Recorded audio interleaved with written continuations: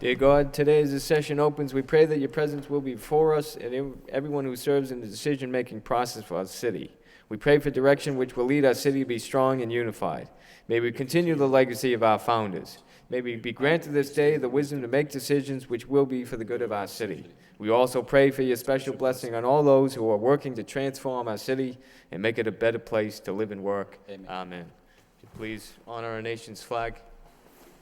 I pledge allegiance to the flag of the United States of America and to the republic for which it stands, one nation, under God, indivisible, with liberty and justice for all. Roll call, please.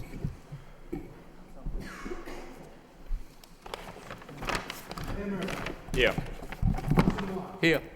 Council Riley. Here. Council Kennedy. Here. Council Leahy. Here. Council Laurie. Here. Council Martin. Here. Council Madonza. Here. Council Mercia. Here. 9 present. Thank you. We have under the city clerk's portion of the agenda, minutes of the city council meeting, October 16th for acceptance. Move to accept. Move to accept by Council Laurie, seconded by Council Martin. All those in favor signify by saying aye. Opposed? So voted. Next, we have unfinished business. Order of taking and acceptance of Canal Street.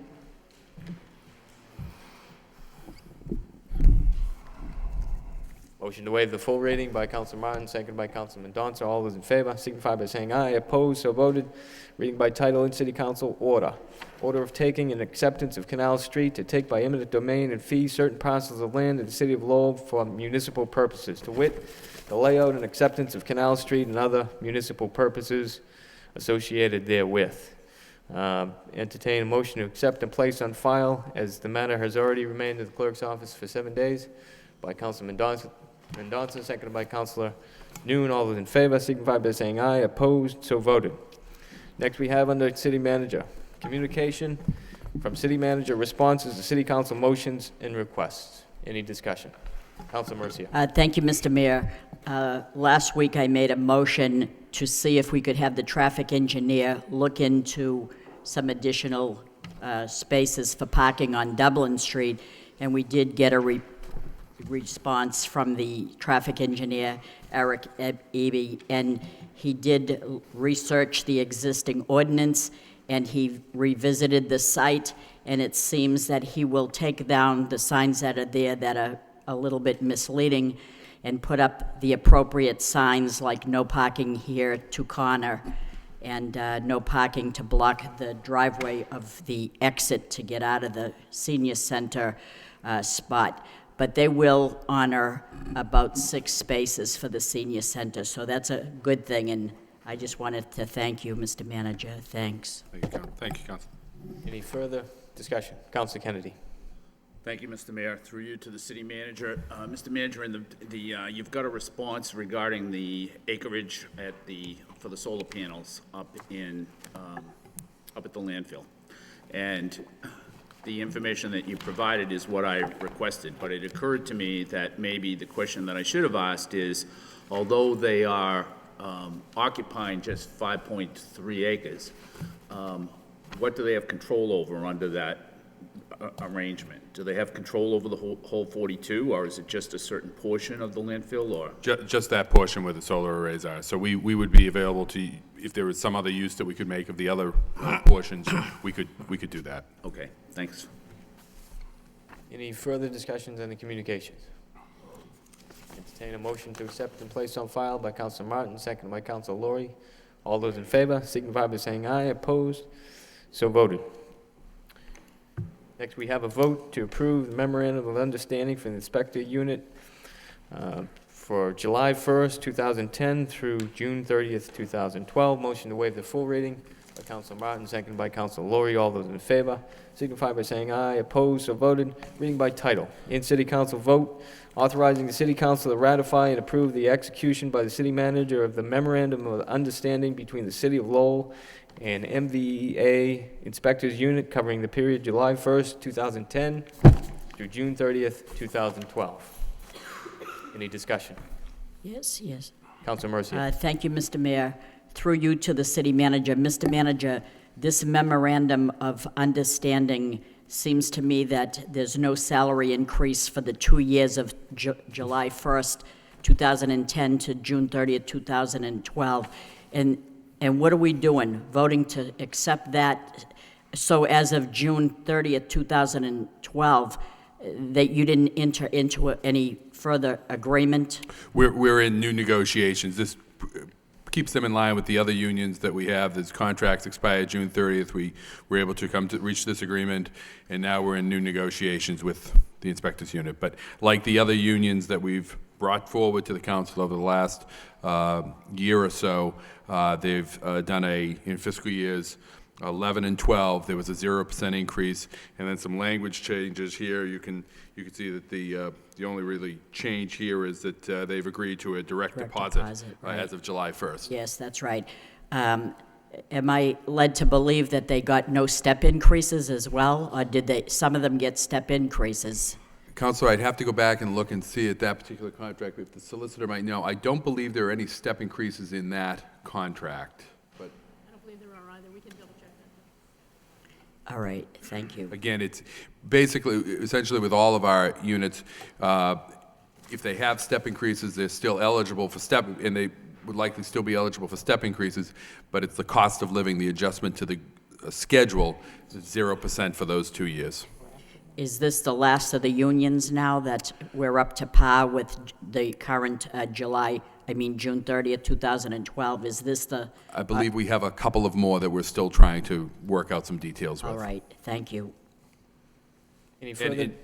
Mr. Mayor, if I could, and Councilor, as you may recall, we have at least one union, and the solicitor can correct me on this, at least one union that's already entered into an agreement for fiscal years 13, 14, and 15. The Superior Officers Union's already on, and we've received a number of changes in the contract language, and there was provisions for a salary increase, which is included within the budget.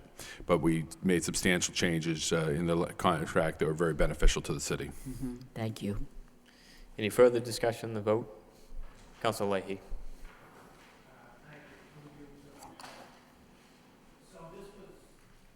Us up to standard with the other city union contracts, kind of brings us up to date, and now we're negotiating new contract for 12 to 13 or 12 to, The new contract that we hope will be accomplished is a 13, 14, 15, but we're obviously in the period of negotiations now with this union as well as others. all right. So as of now, they did agree for direct deposit. Correct. Okay, and then this is inspectors, this is inspectional and sanitary, or just inspectional department? I believe this represents both units. Okay, all right, and they haven't gotten a raise in the last 2 years, 3 years? The last 2 years, I believe they did receive one the year before that, so they would have received one in 10. Okay, all right, thank you. Councilor Laurie. Thank you, Mr. Mayor. Several contracts have come through the council since I've been on, and they've all really expired. 2 years to negotiate a contract, was that because of the changes in health insurance? It's a variety of issues that certainly health insurance was one, the economic conditions, financial conditions. Obviously, as I said, the Superior Officers have already signed on for a contract that picks up on July 1st. That was done prior to June 30th.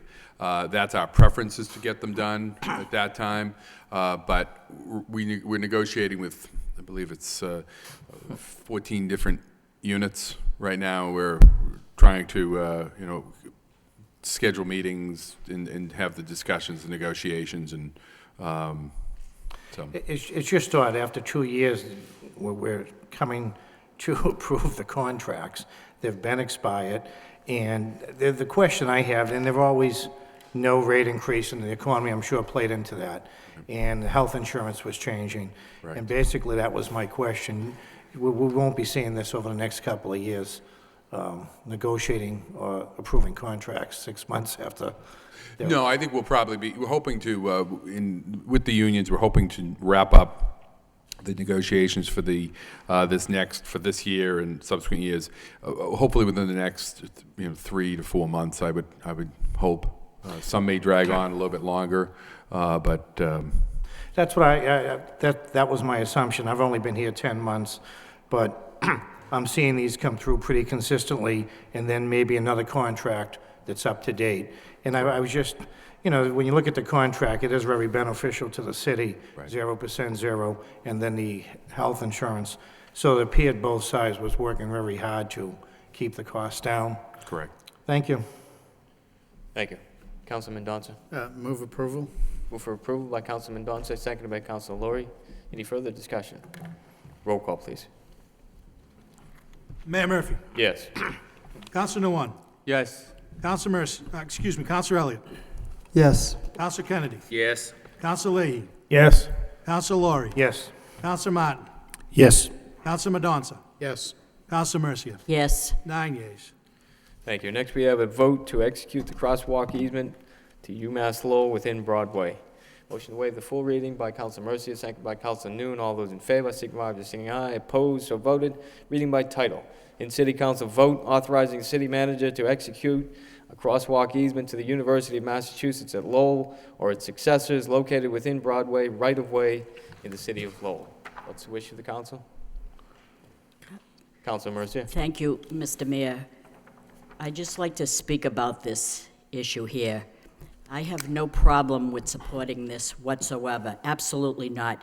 For the safety of students, it's second to none. It's very, very important. But it just leaves me saddened when I see that a crosswalk in the middle of a street from one end to the other, and not at a corner, is taking place because some entity has the money to afford it. And I know that the city isn't paying for this. It's the university's paying, and I bet it's quite a lot of money, similar to what is already in place on Riverside Street. So there's no way that I would oppose this. I support this 100%, but I wonder how we can value the life and safety of students, and yet on the same token, we can't value the safety of our seniors on Broadway when they go to get a loaf of bread real quick or something for their dinner, and they have to cross the street in the middle of nowhere, and I'm told, well, let them go down the end of Fletcher Street and Broadway and cross there.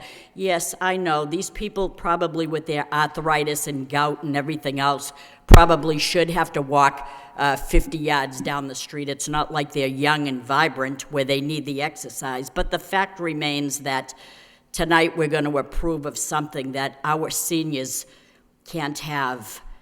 And so I asked Eric Eby this morning, as I have the day off, and I called and asked him if perhaps I could have a sandwich sign. And I know that they'd be taking care of it in the senior center. When they take the bench in at night, they would take the sandwich sign. And I was told that I couldn't even have a sandwich sign that probably would have said, "Senior Crossing, drive slowly." I can't even have that because that can only be put down when there's a crosswalk there, and there's no crosswalk there because there's no curb cut there, there's nothing. So I asked what it would cost for us to have one, and they said about $5,000. And I know it's probably a lot of money, but before I'm done with this campaign, I will try everything I can to make sure that we have one, because the safety of our seniors is just as important as the safety for the students at the university. And that's all I wanted to comment on that. Any further discussion on this crosswalk? Roll call, please. Excuse me, I need a motion first. Motion by Councilor Lori, seconded by Councilor Noon. Roll call, please. Mayor Murphy. Yes. Counselor Nguyen. Yes. Counselor Elliott. Yes. Counselor Kennedy. Yes. Counselor Leahy. Present. Counselor Lori. Yes. Counselor Martin. Yes. Counselor Madonza. Yes. Counselor Mercia. Yes. 8 yeas, 1 present. Thank you. Next, we have a vote for supplemental appropriation of $87,000 for the police department. Motion to waive the full reading by Councilman Donson, second by Councilor Noon. All those in favor signify by saying aye. Opposed, so voted. Reading by title. In City Council vote. Order A supplemental appropriation to raise from the tax levy and appropriate to the police department overtime account, $87,000. What's the wish of the council? Council Kennedy? I'd like to speak on it. If there's ends up being a motion, I'd like to speak on it. What's the wish of the council? I'm going to move to approve. Move to approve by Councilor Martin, seconded by Councilor Glory. Councilor Kennedy? Mr. Mayor, through you to the manager, why is this before us? I mean, July 1, there was $800,000 in the overtime account, and so why is this before us? Certainly, we haven't expended all of that money. No, Council, we haven't expended all of that money. What this is designed to do is to get the necessary funds into the police department so that they can plan accordingly if for the deployment of overtime in the downtown area and in the neighborhoods. If we were to not do this, we would be spending at a rate, the chief and I have discussed this, we're staffing up particularly on the weekends and in the neighborhoods where we're experiencing, downtown and in the neighborhoods that we're experiencing some issues. We're staffing up in a way that in the long run will deplete the overtime budget.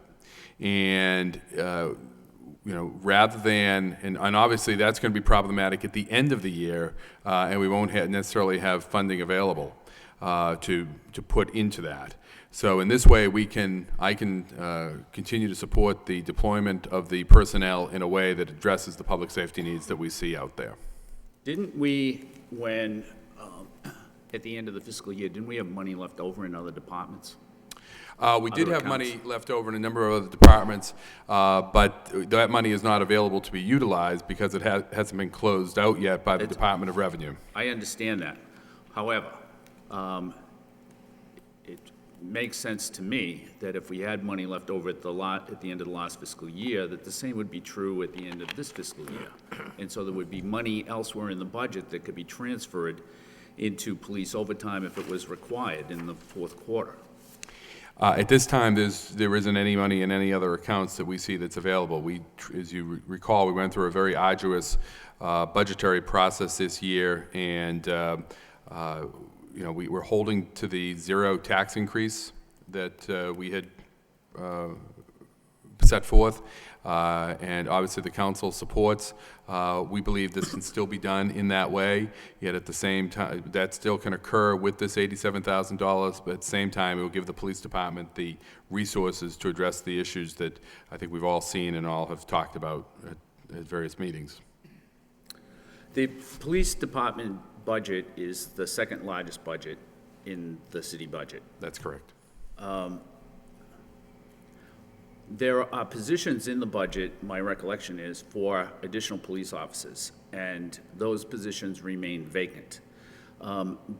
Why doesn't it make sense to hire more police officers and pay them the regular salary, rather than to pay overtime for, we spend a lot of money in overtime. Why does that not make sense? And I probably should have brought along the analysis that we provided to the council on this at a prior point in time. We are in the process of filling all of our slots, but actually from a cost effectiveness standpoint, overtime is actually more effective, because leaving aside the fact that you're not paying benefits, which are a considerable sum of money, to add staff and pay the benefits to that, you're deploying the personnel under the overtime budget in a way that you have them on when you need them. If you take an average, and again, we did a full analysis of this, and if someone can remember the details, I'd be happy to take that. Because I can't remember it off the top of my head, but essentially what you do when you hire a police officer, you're hiring them on a 4-2 work schedule. They work 37.5 hours, some of which is Thursday and Friday nights, but oftentimes it's not Thursday, Friday, Saturday nights. It's you have people on during the day shifts when you really need them more at the night shifts in 4-hour blocks in certain neighborhoods at certain times, as opposed to regular personnel that are set to a certain district or a certain shift schedule, that you may not actually need them. So it's generally speaking, on a national level, Lowell is one of the leaders in the notion of smart policing, where you take your resources, you deploy them in a flexible way to where the needs are at a particular point in time, at a particular, in particular areas and particular schedules, particular times. If you just take one unit, let's just take 1 hour, all right? I realize that's a small unit, and maybe there are other things to consider that I'm not going to include in this, but if you were to just take 1 hour of time, and if you have to pay a police officer on overtime time and a half. Correct. And if you have to pay another police officer that wouldn't be on overtime, that would be on straight time, that time plus his benefits, the benefits are not going to be 50% of the salary. And so how does it end up being that it's more cost-effective to pay police officers overtime rather than to hire more police officers and just have them straight time? Well, again, we did an analysis to the council on this, and I'll be happy to send along another copy of that. But essentially, if you're hiring 3 police officers, let's just say, you're talking a total cost there of those that personnel of somewhere in the vicinity of $200,000. And from that, and you can sort of run the numbers. You're paying them for 3 times 37.5 hours per week times 52 weeks, minus the amount of time that they get for vacation, sick time, personal time, and cut those hours off of it. You're probably going to have them working those 3 officers. Let's just say you had them on the early night shift. They'd be working the 4 to 12. That would be beneficial a certain number of times when they're working the Thursday, Friday, Saturday night shift from 10 to 12, but you need them really from 10 till 2 in the morning.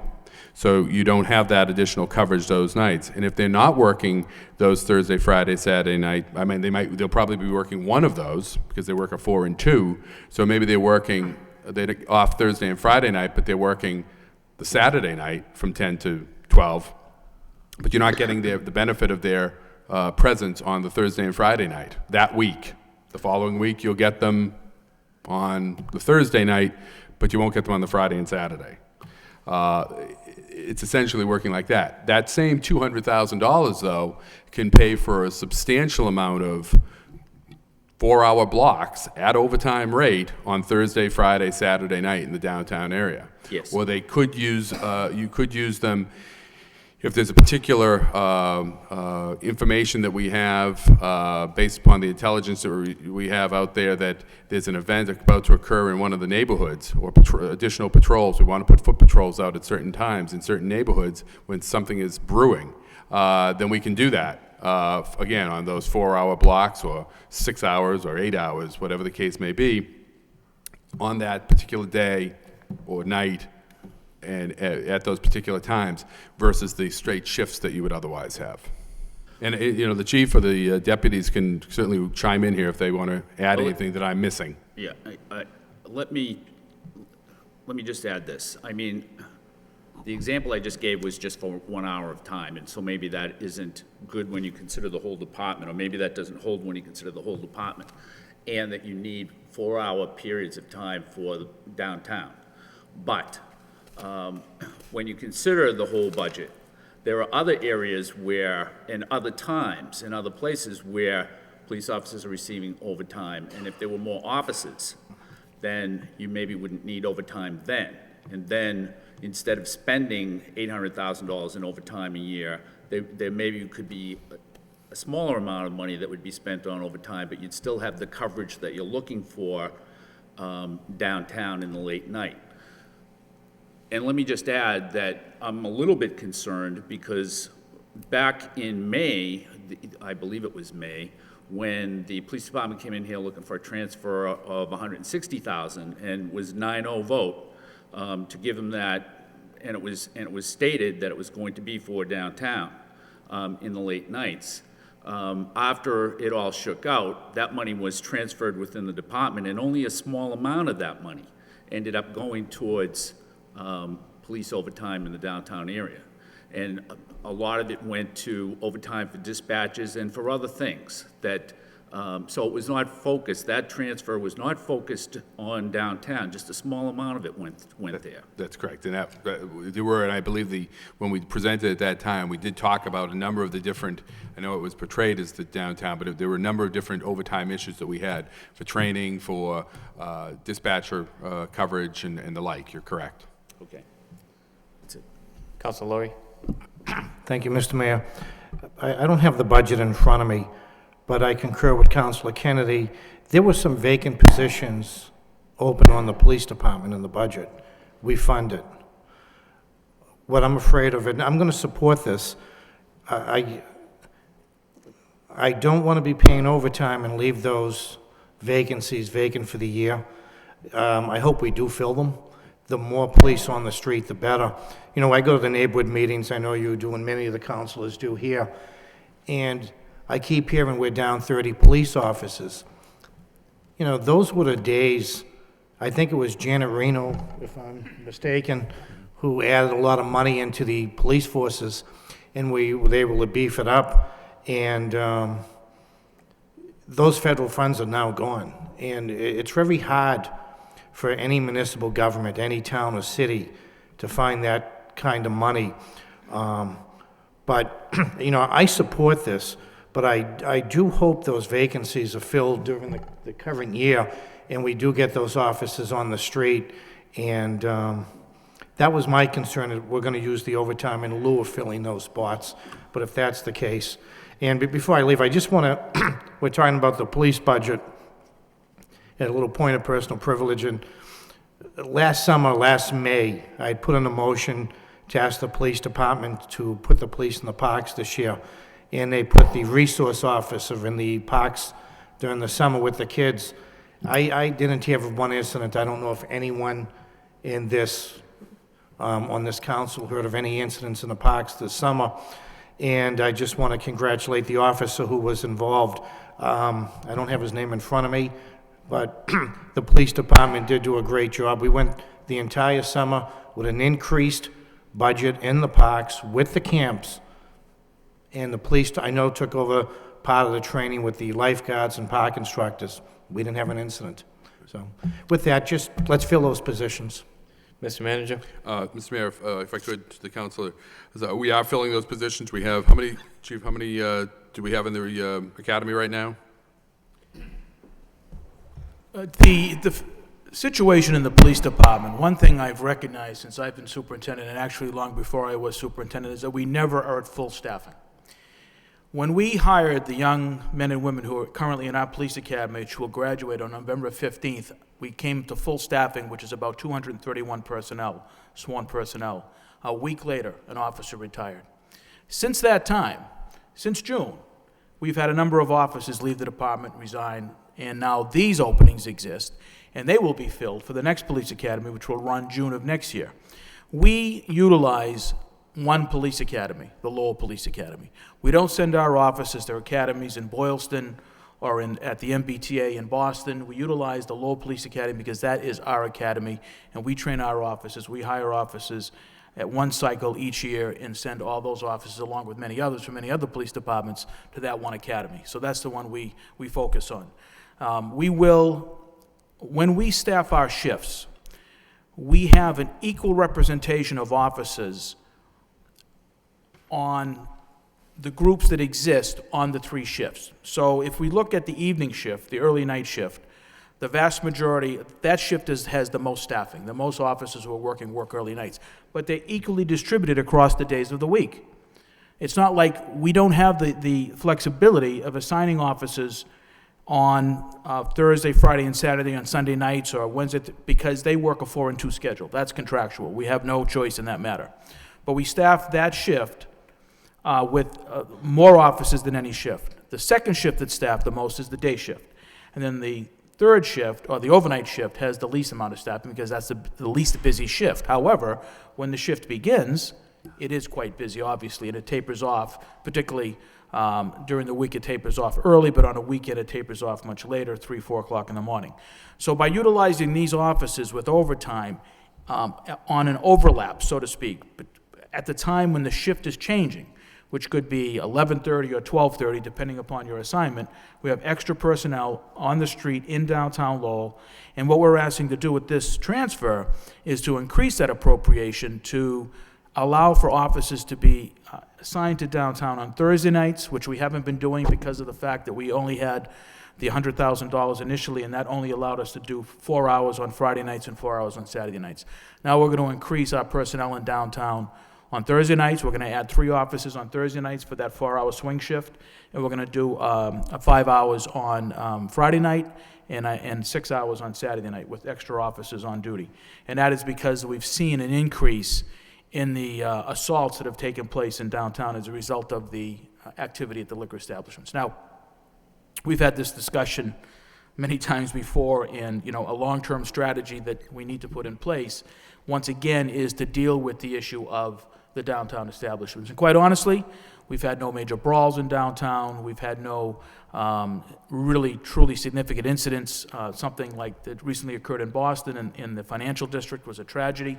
We all know what happened there as a result of apparently an altercation. That has not occurred in downtown Lowell. However, the possibility exists every single Thursday, Friday, and Saturday night that something problematic could occur. So we need to keep additional personnel on duty during those hours, particularly at the swing shifts between, let's say, 10 p.m.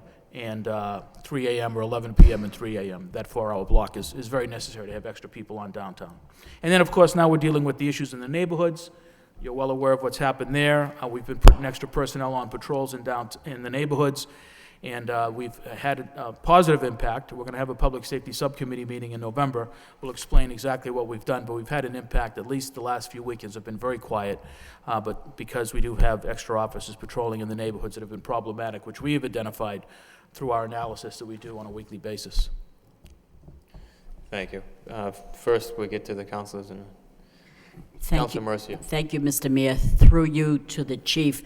Chief, I can support this if I honestly feel and know that when you deploy officers into the downtown, that they walk in pairs and go into the different establishments. And I don't know why we can't do this, just to give a police presence. I don't say that we should have police officers downtown in a cruiser circling around. To me, that's not as effective. I know that you need a cruiser nearby. If you say that you're putting 3 police officers downtown, 1 could be in a cruiser and 2 could be deployed walking around. I say this because I want them to know in the different establishments that sending a message without sending it, gee, I better not be rowdy here. There's a police officer a foot away or going in the vicinity. I think it's kind of like showing a message that gee, there's a police officer nearby, and I don't want to. And I think like years ago, when the police officers would go into a neighborhood and stop in the store and go to the next place and stop in the key shop or here or there, and they get friendly with the people on the beat. And I think that could happen downtown, because I don't want people to not come into our city, but I want them to behave. And I think that they would tend to not be so violent and vicious if they realized there was a police officer nearby. Yeah, That's my opinion. Sure, now. no, your opinion is very valid, and we do have a combination of cruiser patrols and foot patrols in downtown, particularly in those time frames that I just talked about. The blue lights we light up downtown with blue lights, and we have extra patrols, particularly help from the state police and things like that. That visibility plays a key role. However, I will tell you that there are some people, and you just said a very significant word, you said vicious. There are some people who could care less, and they are not intimidated by the police whatsoever, particularly when they've been drinking. So this creates an environment where our officers sometimes have to, get into altercations to make an arrest. But I think for the most part, people are very, dissuaded from engaging in, improper activity when the police are present. And we do a combination of foot patrols and cruiser patrols in downtown during that time frame. Well, I would rather pair that vicious person up with a person that is carrying a club and mace and handcuffs than another customer having nothing to defend themselves. Yeah, we certainly want when to they're avoid- nearby and not in a cruiser, that's where I say it's a good thing. Thank you. Councilor Noon. Thank you, Mayor. Through you to the chief. I know that the manager tried to explain in terms of the cost effectiveness of overtime. And do you have anything to add on that? Why you go to the overtime rather than hiring an officers or full-time or two? Well, we'd love to hire more I officers. know The you budget calls for approximately 230. We're always looking for grants, and as you know, we were very successful in getting some grants recently. But ultimately, the budget is not at where it was when Clinton was president, and we had 260 cops in the city of Lowell. Those officers were hired with federal grants. We have had some federal grants, but our staffing has decreased since then because of budgetary constraints.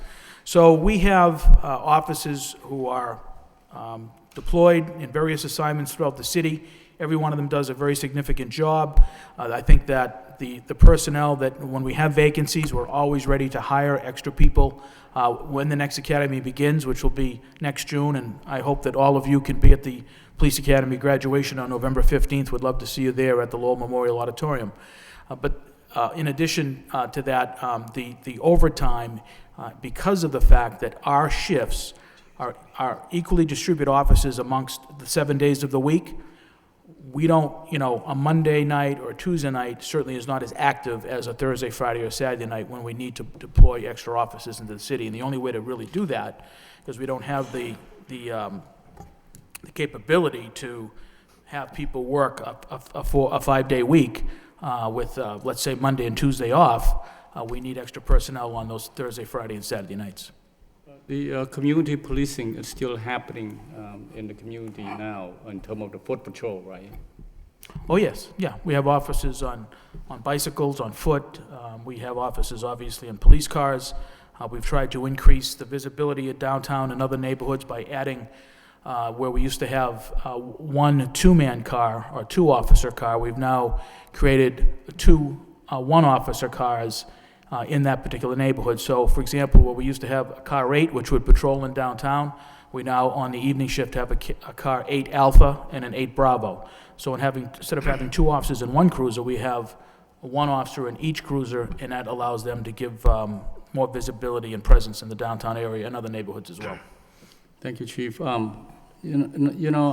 felt that, given the incidents, the downtown incident last couple months and the recent incident in the neighborhood, I mean, you do need, on the one hand, you want the police department to do their job and to deploy people as they see fit with their expertise or in public safety, and on the other, we question in terms of when we come to budget time or overtime or whatnot, we question as to why we should provide the resources that they needed to do the job.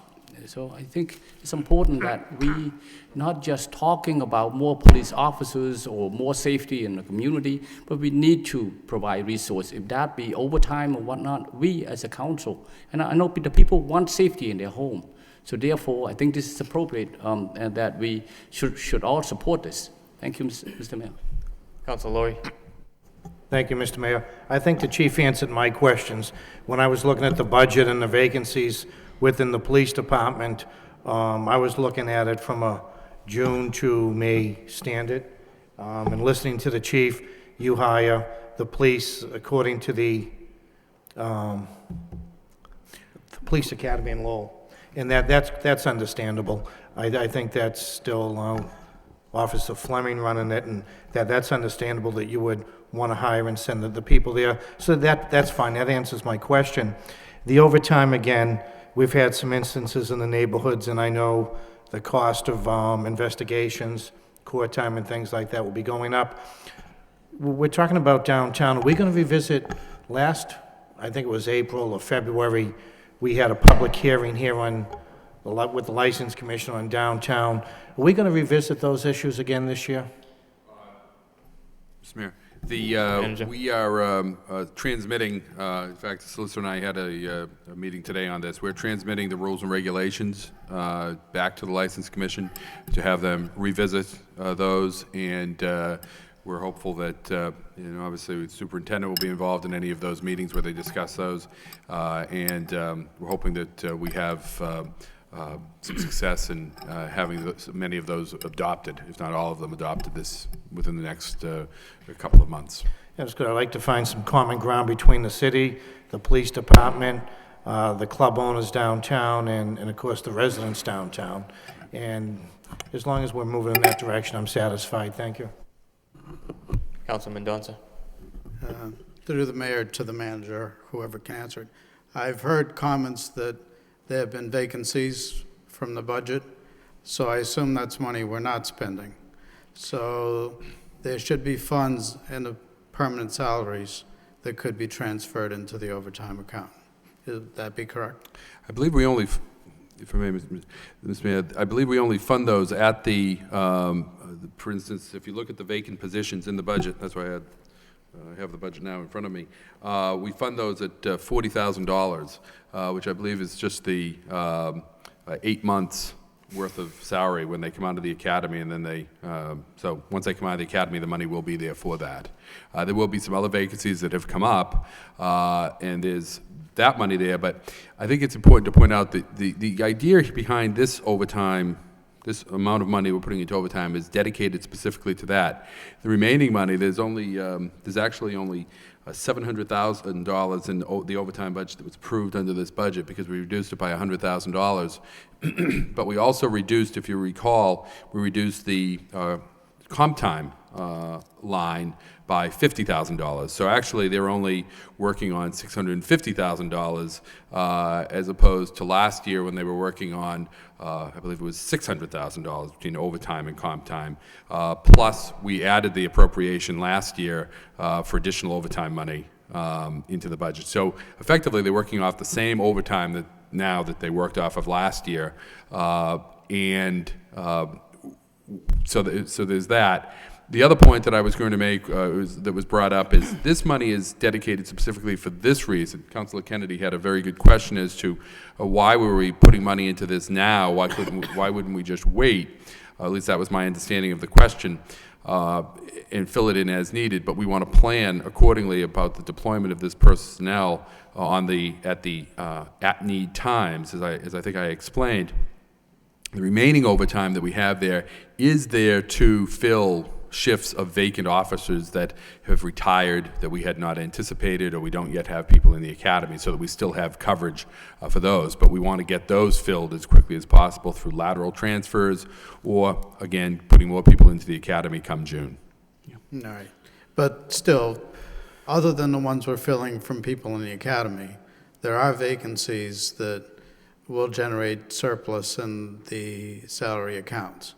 And that money will be available either to cover maybe for those same vacancies, to have other officers work some of their shifts. Maybe some of that, yes. But still, I anticipate there would be some money to transfer into overtime account. I mean, this is not a huge number, $87,000, that we couldn't cover some way. That's why, I mean, if it were a transfer, I would support it. But I won't support it as raising it from the tax levy. I mean, that goes counter to what we were trying to do. I think that you said we'd be able to get to zero increase on the tax levy. And I do believe that for the $87,000 later on, I can support a transfer into this if it's still needed.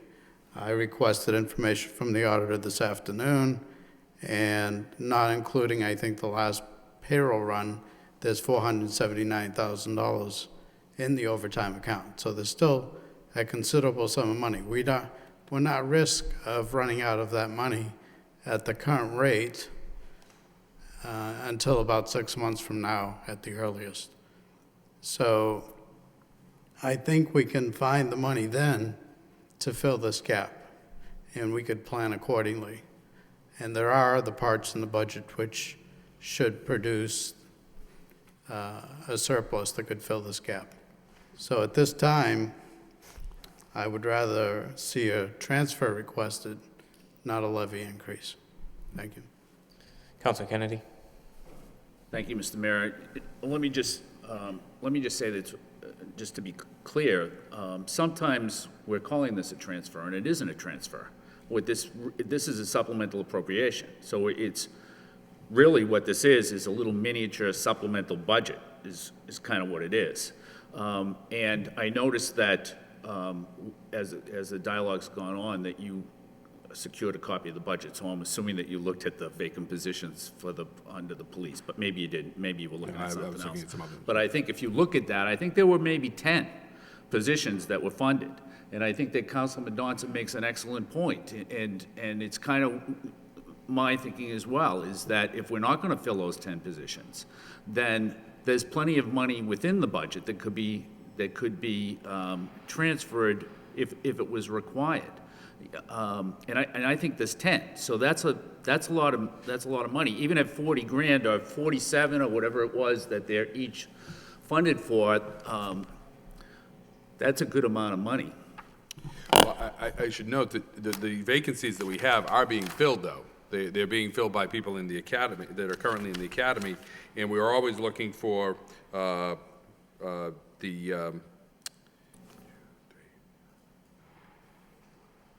I believe it is roughly 10.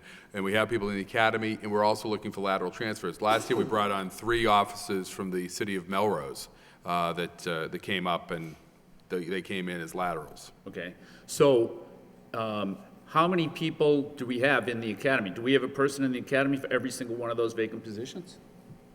That's correct. We hired enough officers for our academy and took lateral transfers to fill every opening we had in the police department right up until the day the academy started.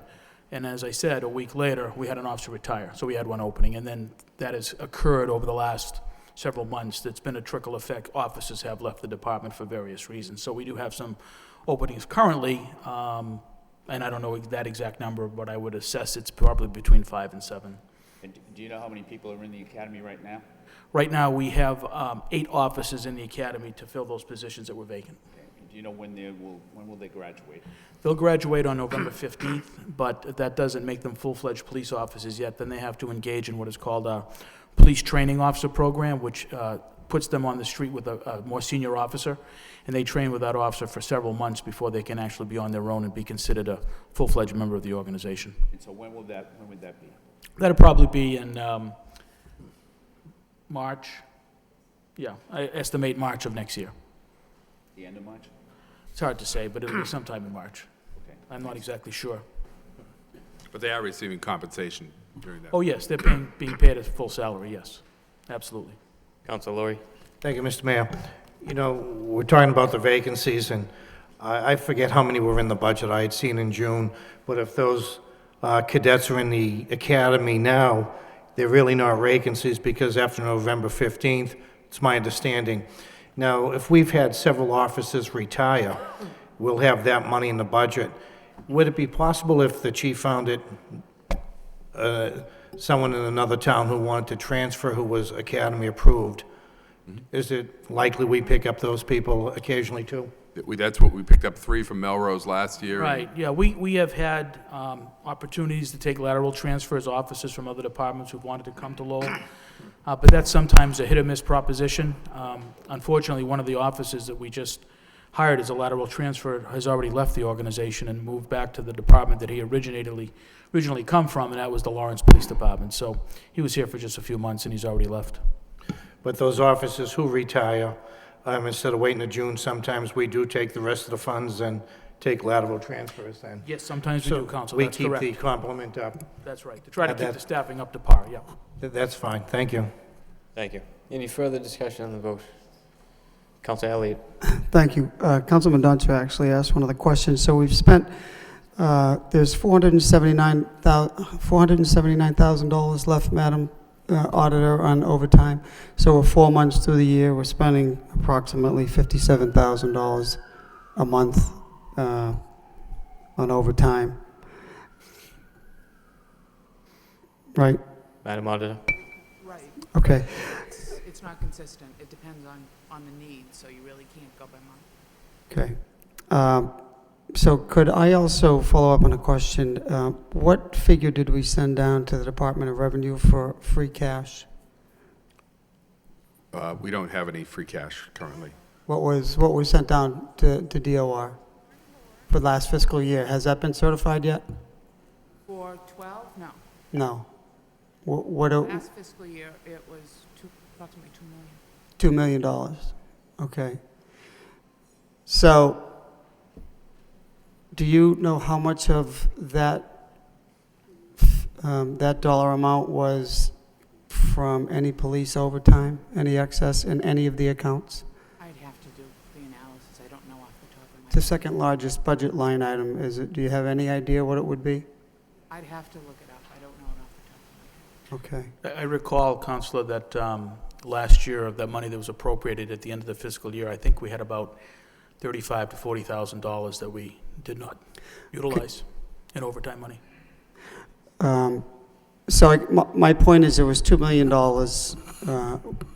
there's $2 million left. You know, what is interesting is that we did make a $100,000 cut, and here we're back for another $87,000. And I believe that we do need to add some additional resources, Mr. Manager. But it has been mentioned, there is opportunity in these budgets to manage within, and I think that's where it should come from.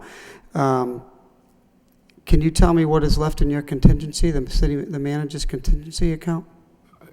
Well, I know that the council, I want to say the council reduced that last year, but I don't know, I haven't touched the contingency, so whatever was appropriated is in there, and of course, that's our only really emergency fund that we have available during the fiscal year. I believe, if you bear with me for one moment, Counselor, I'll look that up. Okay, no, that's fine. And I would happen to think that this would be an emergency enough when we have significant crime that we can look at that particular account. So there, at this point there is no levy increase at all whatsoever. The levy from last year is the same levy as this year, Mr. Manager or Madam Auditor? Well, we haven't, if I may, we haven't, received all the necessary numbers to put it together, but the recap sheet together, that will happen in the November-December timeframe. But right now, Mr. Moses and I are expecting that the levy that will be submitted will be the same levy as last year, plus any new growth. So. Okay, but this $87,000 is a tax increase if you're adding it to the levy. We believe we can do this within that levy limit that within the last year's levy plus new growth. Well, if you didn't add this $87,000, then the levy would be reduced that much. This is a tax increase. There's no way around it. I mean, you're using new growth, but that new growth really doesn't affect the levy. The levy is a levy. You're going to levy whatever is being taxed, and that's my concern with this. I think there's plenty of opportunity to manage within. The other question, Chief, how many police officers are on the day shift? Well, I don't have a specific number. I can't offer you that right now. I know that staffing is most generous on early nights, the evening shift. The day shift is the next mostly staff shift, and then, of course, the night shift, the overnight shift has the least number of officers. That being said, most of the officers who are in administrative tasks work days, okay? Officers in the command staff, some of the detective positions, officers in training, officers in MIS. So certainly, when, we have to, it's a difference of comparing those officers who are assigned to street duties as opposed to those officers who have inside tasks, and those are officers, for example, like myself, the 2 deputies and others.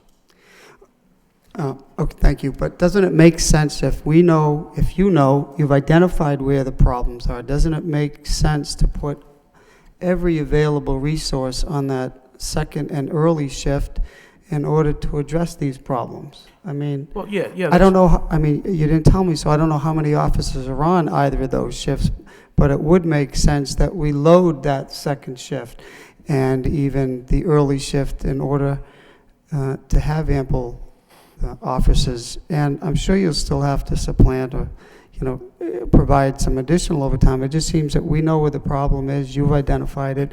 Let's put every available resource there.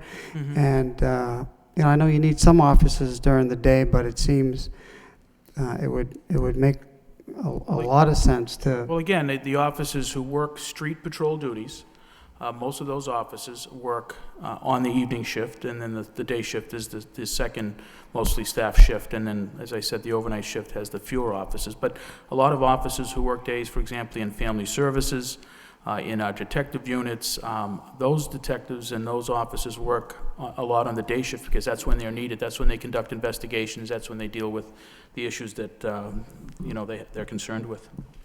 okay. Thank you, Chief.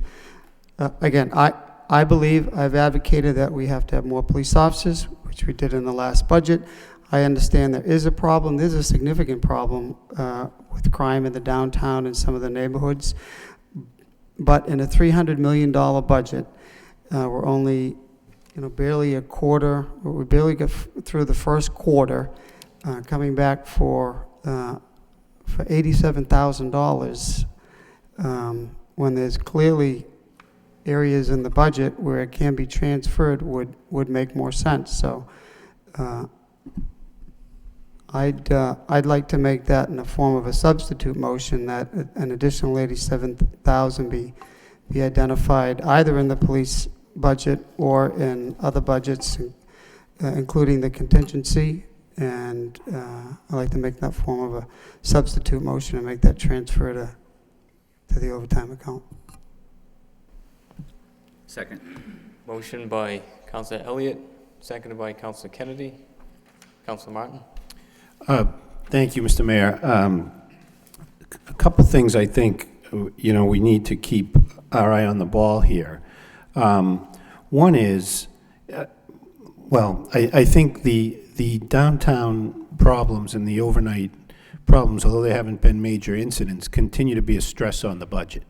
I think we've all advocated for more strict action from problem bars from the License Commission, and it appears we're going to get some of that, but it hasn't happened yet, and so we still have the problem. We've asked the chief, I think like we ask all the department heads to do, is to manage within his budget, to manage what resources are appropriated. He's done that. He presented a budget, the city council cut back the overtime, so he cut back the cost of doing certain things. One of those was the Thursday night patrols.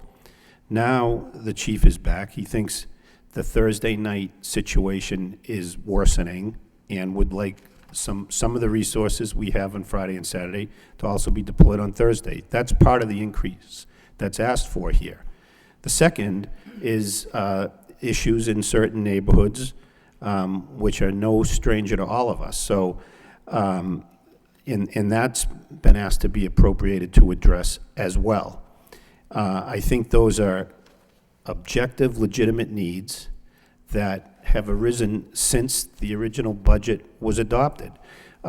It's easy to say, well, let's find the money somewhere else in the budget, but that's, then he's going to be back here in May and out, potentially, out of overtime funds with no guarantee there's going to be any, and so that's why he's here now. Because otherwise, he's going to continue to cut back on Thursdays or somewhere else, and that's going to leave us short-staffed where we think the optimal staffing should be. I think the other point that should be made is we've asked for other agencies to help. We've asked, and the chief has been helpful arranging for the district attorney who's going to be here in a couple of weeks, and Senator Donahue's been helpful getting people from the State Office of Public Safety to come and help us address the problems we have. They're not unique to Lowell. These problems are happening in other cities across the state, and the state's resources are limited as well. And I think it shows good faith on our part to say, look, we know we have problems here. We've appropriated additional money to address them, but we still need your help too. So I think to not do this is a mistake. I think otherwise it leaves the chief sort of in limbo again. Is he going to be able to put on the Thursday? And we're going to say, okay, do the best you can, keep staffing where you think you need to staff, and you're going to be out of money just as the weather's about to turn and problems usually start to increase. And I think he's being responsible trying to avoid that. And so that's why we're here tonight. And the manager has said within what he expects to be the final figures, we can still appropriate this money without increasing the tax levy from last year. I think this is a wise expenditure, and I think we should approve it. Councilor Mercia. Thank you, Mr. Mayor. My opinion on this whole matter is if I went out into the street and talked to many, many people, their number one concern with this city is that they want to feel safe. And if people that know better than me what's going on at night while I'm in the safety of my home sleeping, and there's a lot of distraction and violence and happening in our city, I think it's only incumbent upon us that we do the best we can. And in my opinion, I think I'm going to support this because in the past few months, several months, we've heard gunshots and fighting and gang violence and downtown brawls, and I don't want my city to go any further with having a blemish on it. I really don't. We can spend all the money for marketing, but if people feel that they're not safe, this is our reputation has gone down the tubes. So I am supporting this because I firmly believe that safety is number one in the eyes of the public, and I'm here to represent that. Not that my colleagues are not representing it, but I'm not going to quiver over $1 more in a tax rate because we just want to find the money somewhere else. That's my opinion. We desperately need to have this city back on track to be a good place where people want to come and have a business, buy a home, send their children to school without fear of, oh, I don't want to go to Lowell. We may get shot, or we may go downtown and want to get a drink and we're going to get punched in the face. I don't want this image of this city, and if this is what it's going to take to do that and add $1 more to my tax rate, I'm willing to pay it. I'm sorry, that's my opinion. I know everybody's looking to cut costs and this and that, but I'm not cutting costs for the safety of the public, absolutely not. Thank you. Thank you. Councilor Kennedy and then Councilor Leahy. Thank you, Mr. Mayor. This is $87,000, and if this was a transfer coming from whatever department into the police department for overtime, or probably for anything at all, then I would be supporting it. But it isn't. This is not a transfer, it's a supplemental appropriation. So it is, as I said earlier, a miniature supplemental budget. We're in the first month of the second quarter of the fiscal year. And this is only $87,000, but it's $87,000 in additional taxes. We just approved a budget a couple of months ago that had 10 new police officers in it, that had a large amount of money for overtime, and it was over $20 million. I think that the prudent thing to do is to wait on this, and if money is required in the third or the fourth quarter, then vote on it then as a transfer. But I can't support this, only because it's a supplemental appropriation and not a transfer. Councilor Leahy. Thank you. Sitting here listening to both sides, through you to the manager. So, I mean, my understanding was going to be a transfer, but does this mean taxes are going up, or is this, where does the money come from exactly then? It will come from the tax levy, but we do not believe taxes will be going up. That we believe that there's, essentially what it comes down to is you can, from our perspective, the budget was very, very tight this year. We went through, we worked very hard to keep it at a close to zero increase, and we believe we can now do that actually at a zero increase, including this $87,000. However, so if this is voted down, it means that the police overtime budget will not be increased, and it will mean that the taxes will be decreased by $87,000, which comes out to, I'm not sure exactly if it's $1 to the average homeowner. It'll be a couple dollars to the average homeowner. Okay. All right. I'm going to support it. I understand the concerns from my other councils, but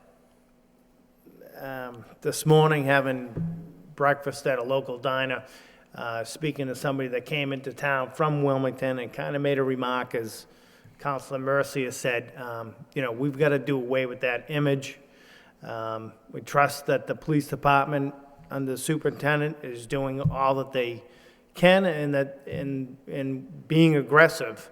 And we do need to, when people come to the city, they need to feel safe and they don't need to make those wise cracks about not being safe. So I trust in the police department and, hopefully that this doesn't raise taxes. We've made that pledge. So I'm going to support this. Councilor Noon? Thank you, Mayor. I think we say one thing and then we go out and do the others. And we want safe street, safe downtown, safe community.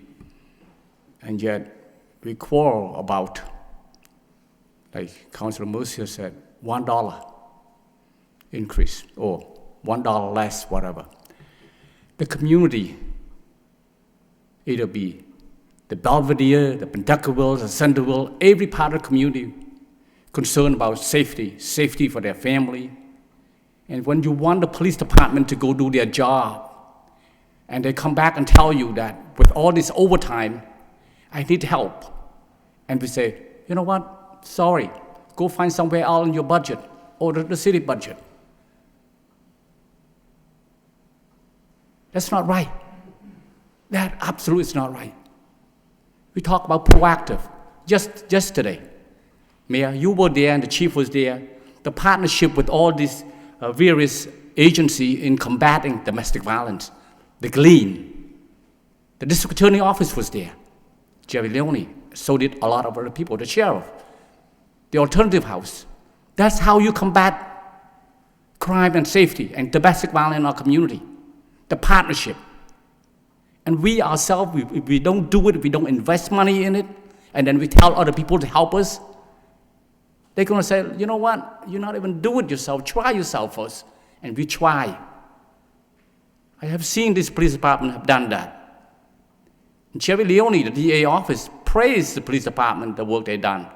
Yesterday, an announcement of the Glean project. He come back again in November at the subcommittee public safety meeting. We need to help, we need to support our police department. $87,000. And the manager said, even with that, we may look toward no increased tax at all. And we question that. That's bothered me. When we say public safety in our city is priority, and yet we don't put the money into it, that's scary. Thank you. If there's no, Councilor Martin? Move the question. I'd like to speak on the substitute motion. I'll withdraw. If Councilman Donson would take the chair.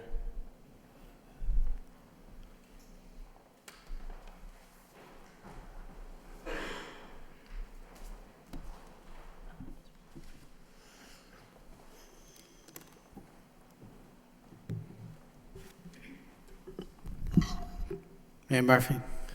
Thank you, Mr. Chair. I'll be very brief.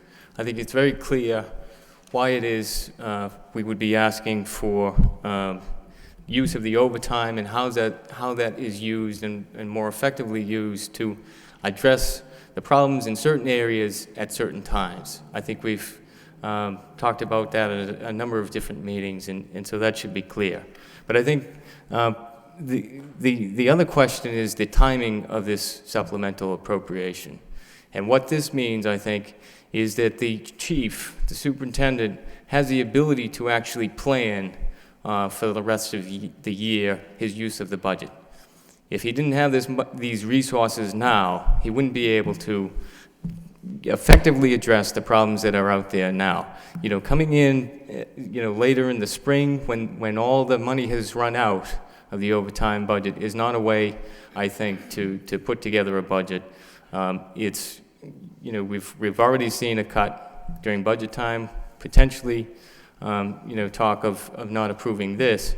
So there's no real confidence, I think, that the superintendent could have that going back, going forward in a couple of months or at the springtime, that the money will then be there to appropriate so that we can, continue to address those problems throughout the rest of the year. I think the reason why you would have the resources placed now is because he needs that opportunity to plan for the effective use of those resources throughout the next several months. And that's why I support the original motion to approve this supplemental appropriation. Thank you. There's Councilor Elliott.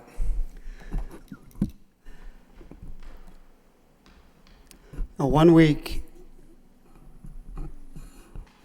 we're talking about people can't take increases anymore. They're getting taxed to death, fees, permits. Next week, there's a sewer rate increase on here. We adopted a budget just 4 months ago that included $700,000 in overtime. There was a $100,000 cut. There were problems then, and there are still problems now. I don't think it's unreasonable to ask the city manager to manage within. That's what he asks his department heads to do, and they do it to the point where there was $2 million of free cash last year. I don't understand first why we don't start using that free cash money, that is the money that people paid last year in taxes, and they want public safety. Yes, they want public safety. We all want public safety, absolutely. But it gets to the point where how much can we continue to tax people? And it's only $1 here. It's only a few dollars next week. And that's where it gets to the point where people are at their max. We're taxing them out of their houses. And that's what I have heard. So it's not that anyone here is against additional resources. It's why can't we manage within? Why adopt a budget then? That's what we went through. If there are priorities, you make that priority. And you find the money to do it. I mean, Mr. Manager, if I were you, I would just say, you know what, there is a problem out there. There's a problem downtown. There's a problem in our neighborhoods. I've heard it loud and clear. Look, let's just dedicate the resources. You have $300,000 in your contingency account. Let's take some money if you don't have it, Chief, and let's do it. We're looking at a $21 million budget, Chief? $22.5 million budget. I mean, that's a lot of money, and people expect public safety. And if we need to cut from other parts of the budget to make public safety a priority, then we should do it. I didn't say it was going to be easy, but it can be done. It's $87,000. It's not a drop in the bucket. So that's the reason why I say, okay, we have a discussion about it. It's the recommendation. However, we just started the fiscal year. And there's no reason why we can't manage within. If we have free cash last year, hopefully we'll have free cash this year. We're counting on more new growth. So that is my point. Not that I don't think it's important, not that I don't think that we need to dedicate more resources. Let's be creative. Let's find ways instead of always going to the people and say, look, we just got to tax you another $1. It's another $1 this year. It's another few dollars next year. We got to do the sewer rates, the water rates, the permits, the fees, and that's what people just say, how much more do you think I can take? So that's my point. That's the reason why I'm not going to support it. That's why I did make the motion. Let's find it from within. Let's tell people we understand it's public safety is important. We also understand we want to keep taxes down this year, at least this year, and hopefully in the future. But this year, we know you're making sacrifices, and we have to make sacrifices. Thank you. On the substitute motion that a transfer be brought forth to fill this gap. Mr. Chairman, could you read the substitute motion? Mr. Clerk. A substitute motion by Councilor Elliott, seconded by Councilor Kennedy, to transfer the $87,000 from other accounts in the budget and not to appropriate the same. Roll. Counselor Leahy. I'm sorry, I just want to make sure I vote on this right. Is there any way the money can be found somewhere else? That's what we're voting on right now, right? I guess, Mr. Mayor. Mr. Manager. Counsel, I guess my response to that would be that, as I said a couple of times now, the budget that we passed back in May was a very tight budget. We did go through an exercise of making our priorities and addressing many of the city council's priorities, and if we could find it elsewhere, we would find it elsewhere. A very large chunk, we say that the budget was $300 million, but a very, very large chunk of that is the school budget.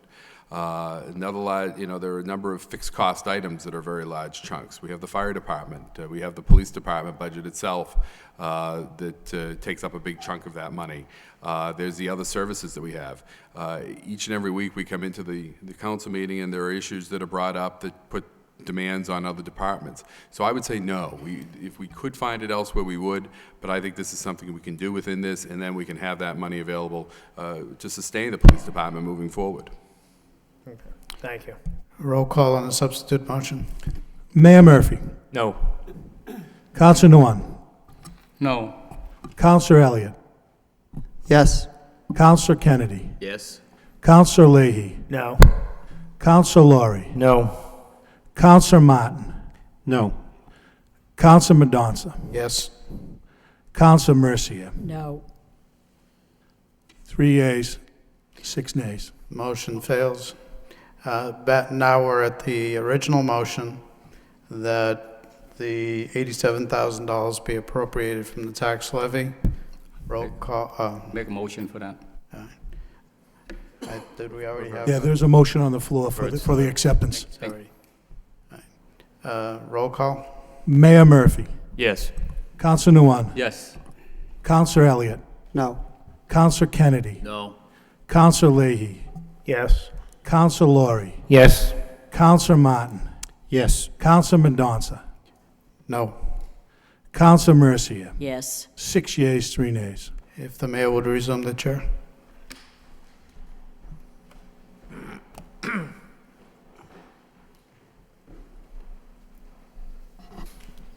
Thank you. Being after 7 o'clock, we'll now move to the utility public hearing portion of the agenda. We have an underground conduit, National Grid request to install underground conduit for Broadway in Lowell, Massachusetts. At this time, I'd open it up for a public hearing for those wishing to speak in favor. In favor? If you'd please state your name for the record. Good evening, David Boucher, Senior Design Technician from National Grid Electric, 1101 Turnpike Street, North Andover. UMass Lowell is under construction on Broadway near Wilder Street, building a new building. And with their request for electricity, what we've designed is to come off of pole 55, which is across the street, come across the street with 2 5-inch conduits, approximately 50 feet of piping going across the street and into their property so that we may be able to provide them electricity as requested. And if the city sees fit and approves this tonight, we'd be able to go forward with that. Thank you. Anyone else wishing to speak in favor? Seeing none, that portion of the public hearing is closed. I'd open it up for those wishing to speak in opposition. In opposition, seeing none, that portion of the public hearing is closed.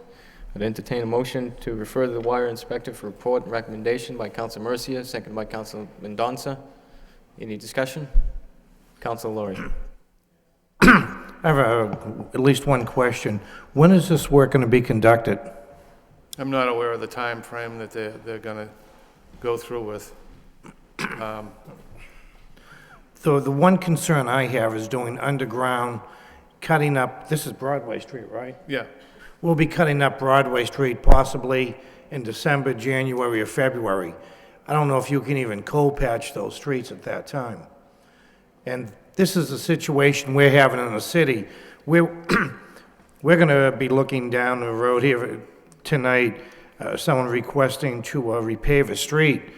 we have this work done by utilities, private companies, city crews even, that tear up the streets, and if it's not done at an appropriate time of year, we do have a problem repaving the streets.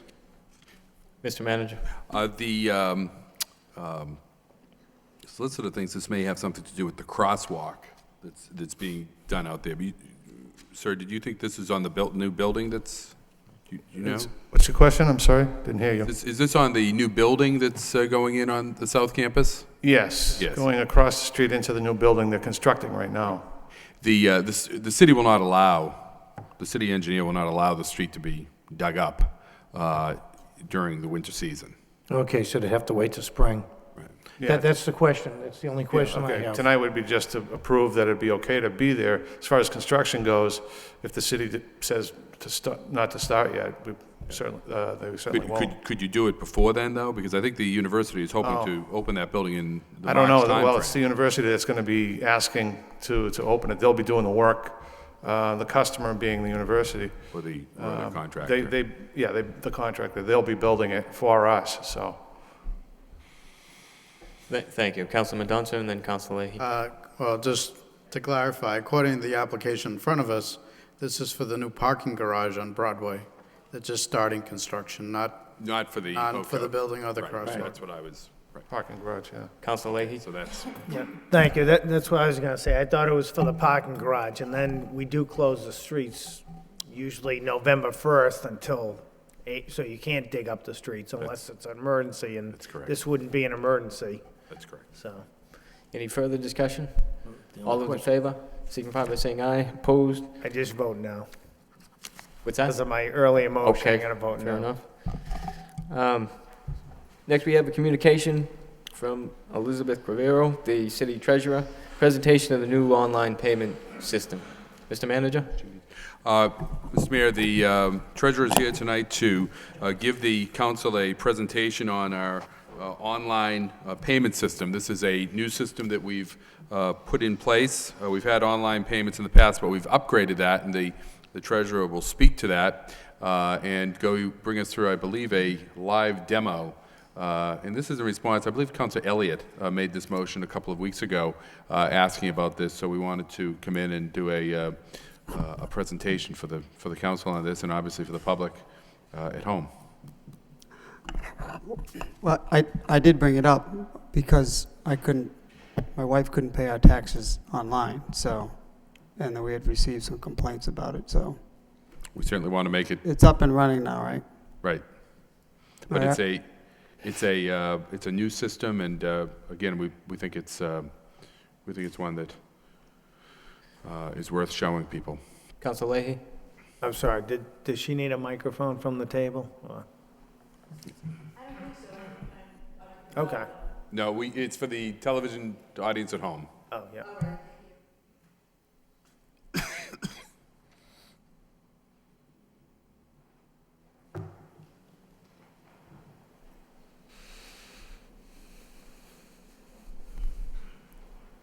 Well.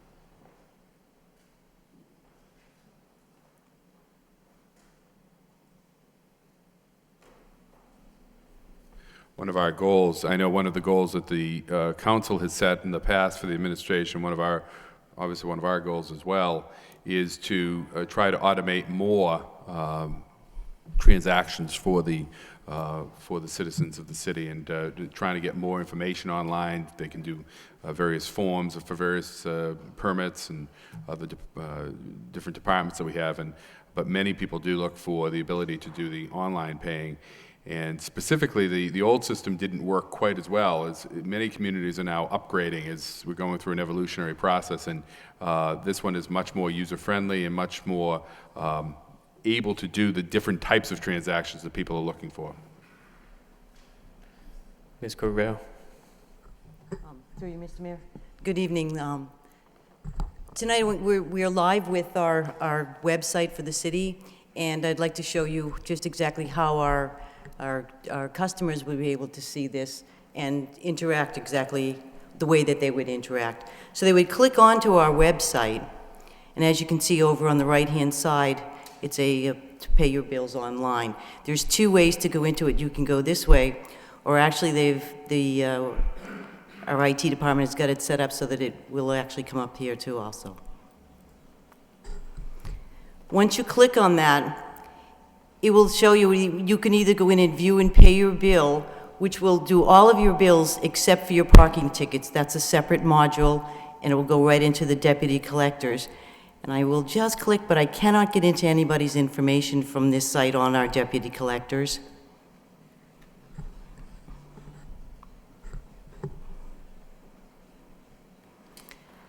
So the people would just fill in their information in here, and it would bring up their parking ticket, and they'd be able to pay it right from this site.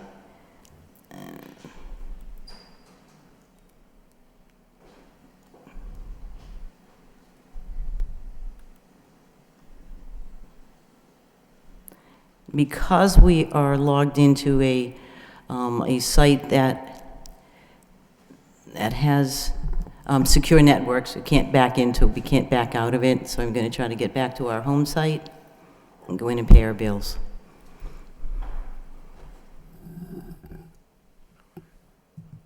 Our Wi-Fi site here rivals the Pentagon in terms of security. In fact, it probably exceeds the Pentagon.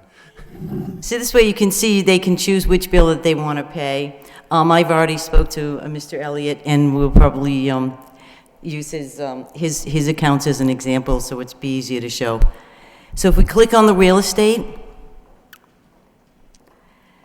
what it will tell you, it explains exactly what to do. All you have to do is put in one of the three, and it does take partial names or addresses, and it does explain it right here. So if I just go under name, and I just type in Elliott, and once I hit submit, what you will see is it will bring up all accounts that may have Elliott in it. And this is public information. So what you do is you'd look for your particular account, and you can click on it.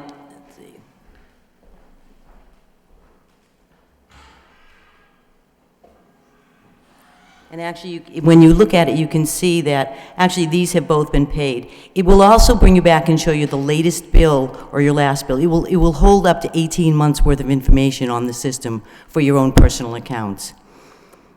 So you can view your bill. The nice feature about this particular system is that you can view your bill exactly as the printed bill is sent to you. So this is exactly how it's sent.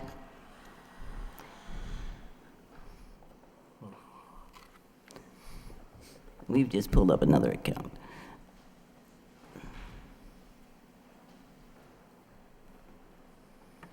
I'm going to see which one I'm closing.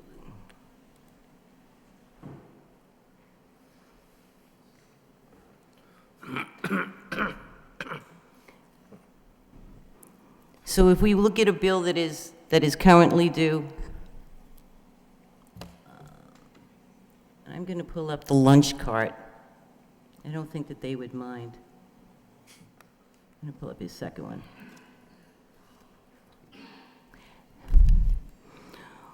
What they do is just add it to your shopping cart at that point. If you're satisfied with what you've looked at and you believe that this is your bill, add it to your shopping cart, and it will bring you over to the next page.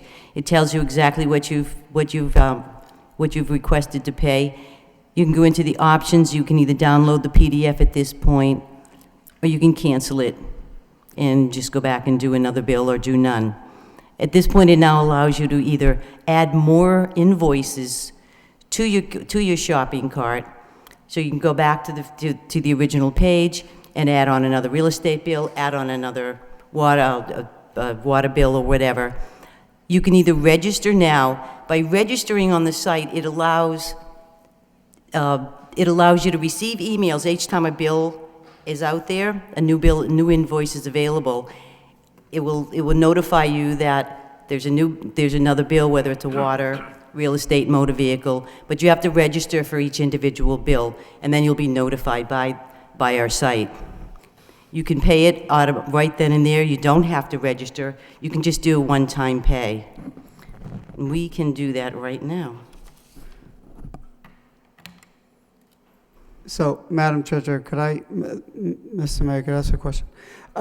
So, do people have to register? They don't have to register prior to going. They can just go on the website.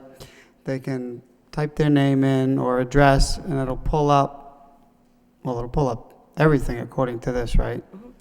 And in the event that they want to get notifications later that your water bill is coming, or you can go on and pay it, then they sign up, right? Yes, that's correct. Okay. If Will they do they the wish same to thing? receive email notification that bills are available to pay online, they would have to register. And it's registering your email address with the city. Okay, so in the future, will there be an automatic payment option as there are with, I don't know, the gas bill or cell phone bill, or is that in the future? To have it paid Automatically? automatically, no, that option's available right now. Oh, it You can is? schedule a payment, or you can have an auto pay. Auto pay will pay the bill on the due date, or you can schedule to have it paid on a particular day. Okay. That option is available right now. So does the city hold the credit card number or, the bank account number? The city does not hold any of that information. It is held by our online vendor, which is Invoice Cloud, and it's through their secure systems. The city does not have any of that information. Okay. Thank you. You're welcome. So if we go in here to continue, we can choose at this point if we want to pay by an EFT, which is an electronic check, or by a credit card. If we choose a check, what we do is get down and fill in the information. I'm just going to put some false information.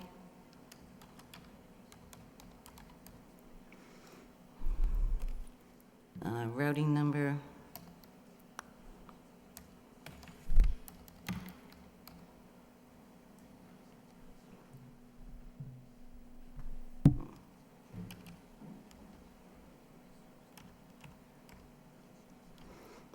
Bank.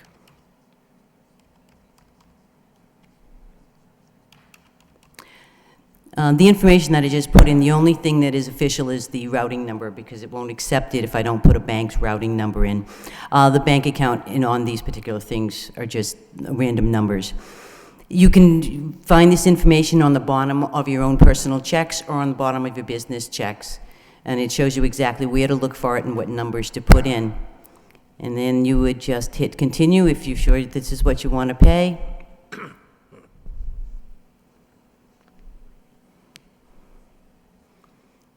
And it will show you exactly what you have just put in, the dollar amount, the 40-cent service charge, so the total of your bill. You do not have to pay the full amount. If you only want to pay a partial amount, you can pay a partial amount. And the way you would do that would be click on another amount, and you put in $10.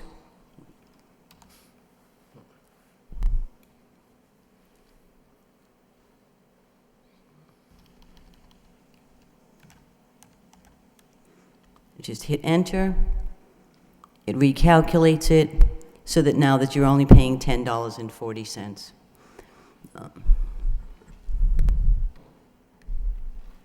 You can go back if you want at this point. And just to make sure that this is what you want to do. If you decide to change, maybe you want to change it to a credit card at this point. You don't want to use your check. You're going to use a credit card. It will just ask you to fill in some information.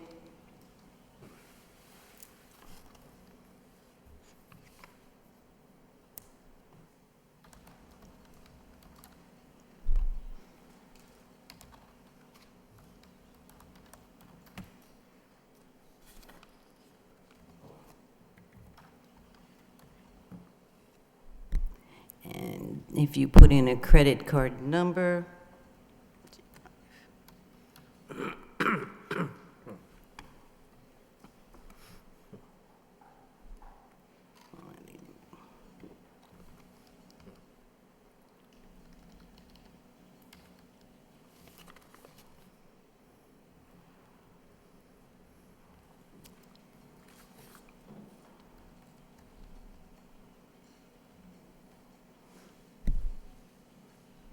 fill in an expiration date, and hit continue.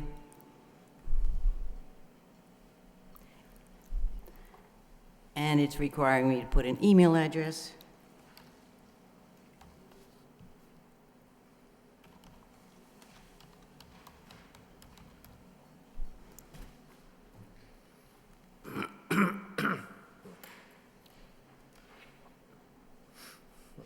It will then calculate out for you what the cost is.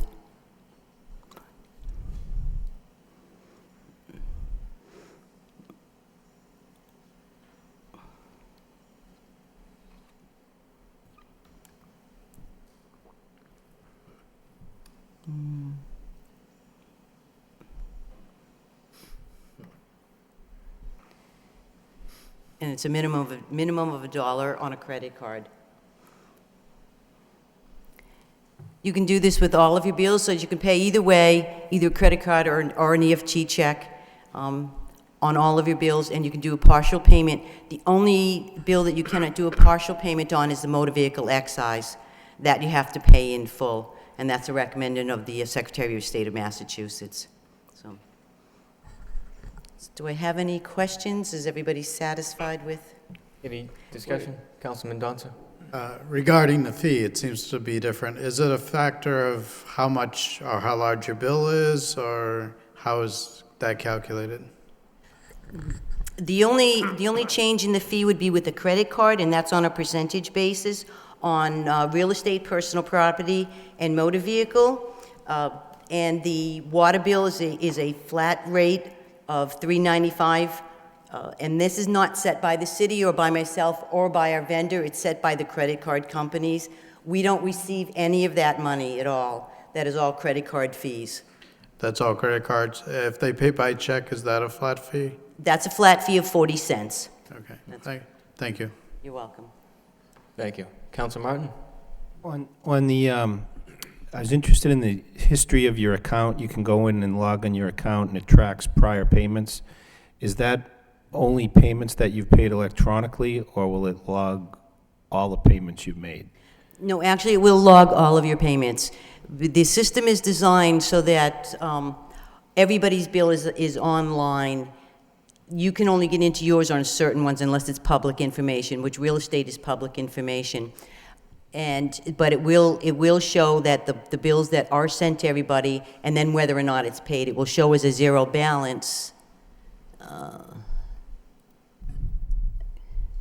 It will show as a zero balance if the bill has been paid, or if it hasn't been paid, it will roll that balance up to the next bill. That's the way the system works, not just this system, but our accounting system.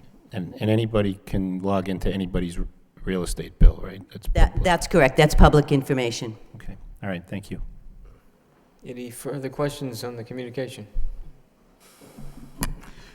Councilor Elliott? I just want to make note that all of my taxes have been paid in full. They have. I checked earlier. You checked it? Okay. I think John Doe was wondering out there in any town, why me again? But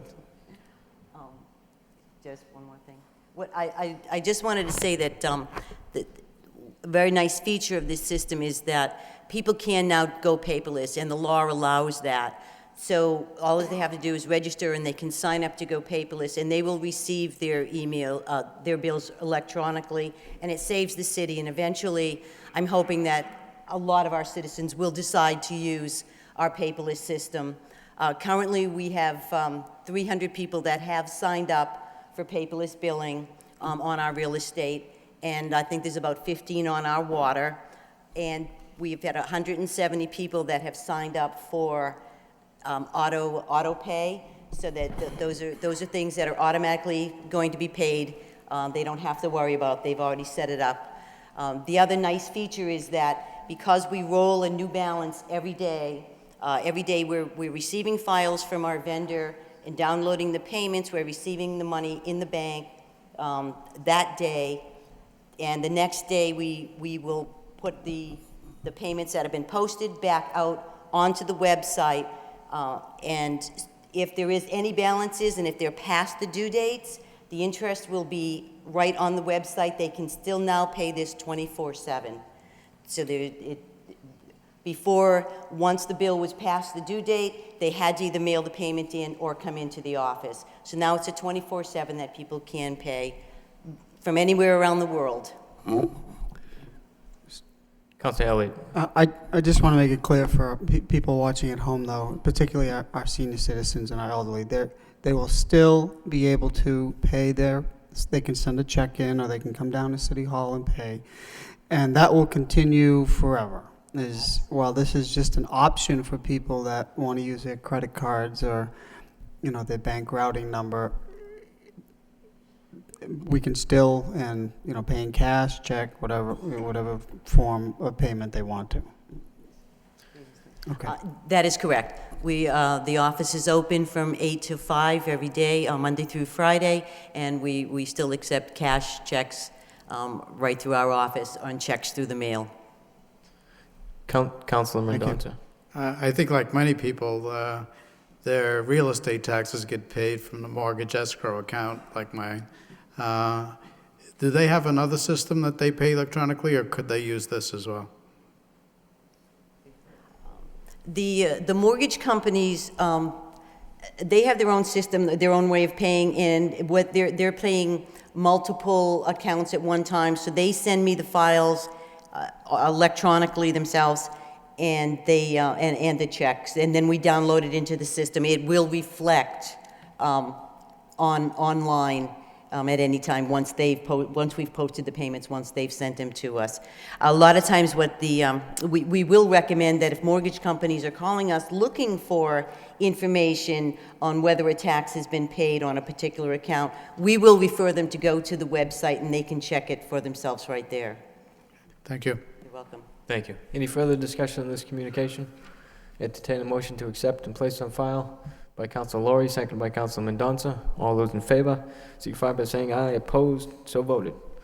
Thank you, Ms. Gravero. Thank you.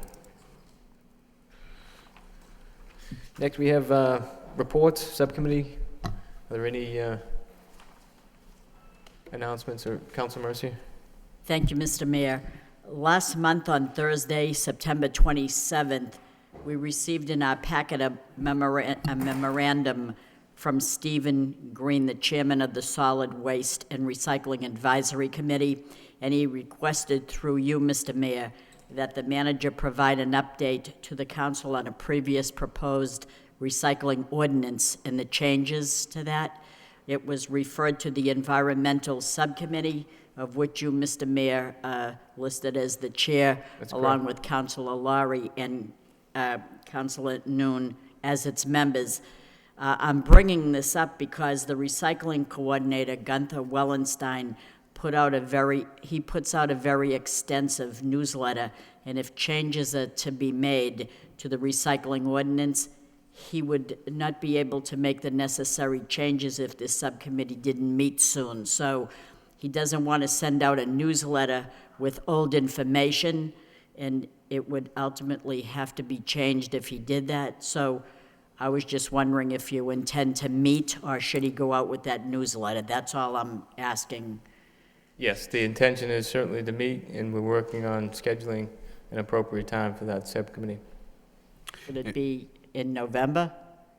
Well, I mean, it depends when the committee members can meet, and that's always been up to the members of each subcommittee.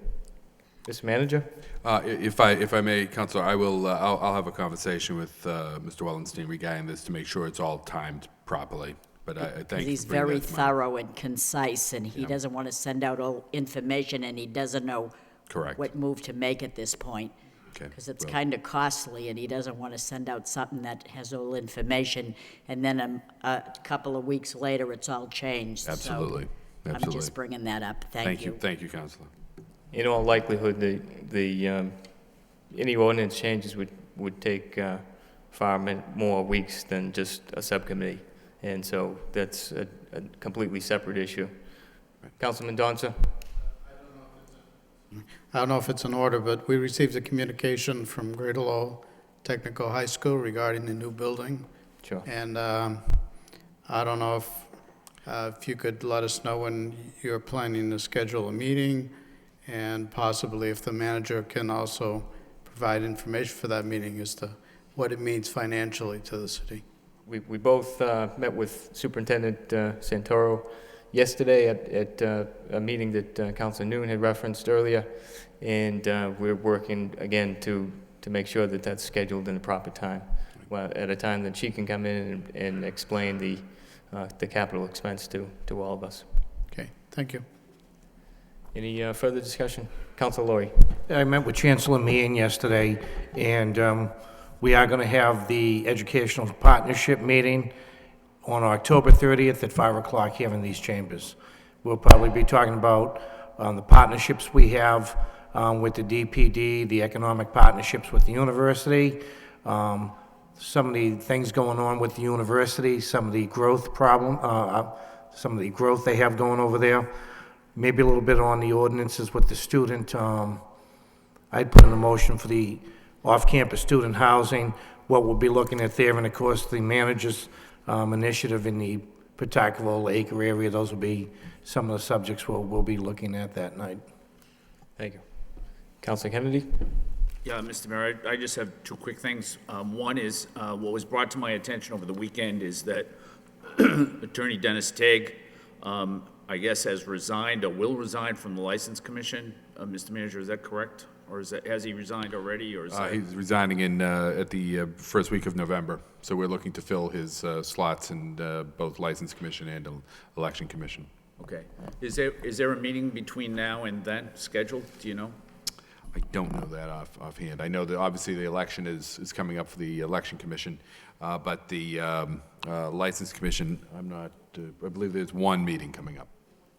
Okay. Was he staying on the election? Did he stay on the Election Commission as well?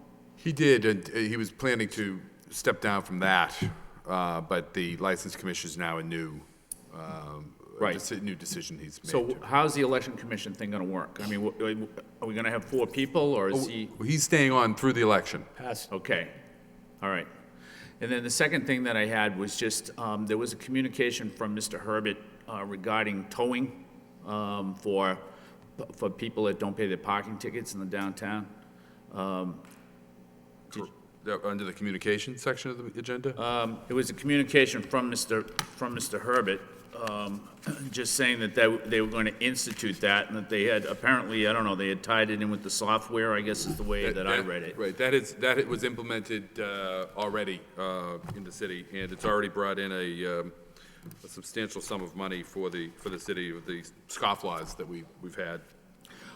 I guess, and I'll save this for next week, but I do think that if the goal is just to reduce the amount of money owed from $400,000 to $380,000, that the goodwill that we would lose by towing people,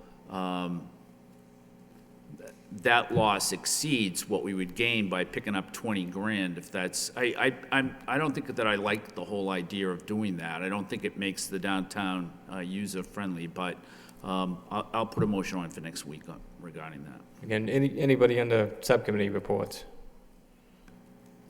Seeing none, we'll move on to new business.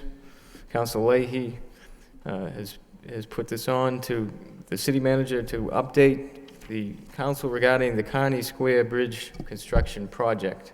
Second. A point of order.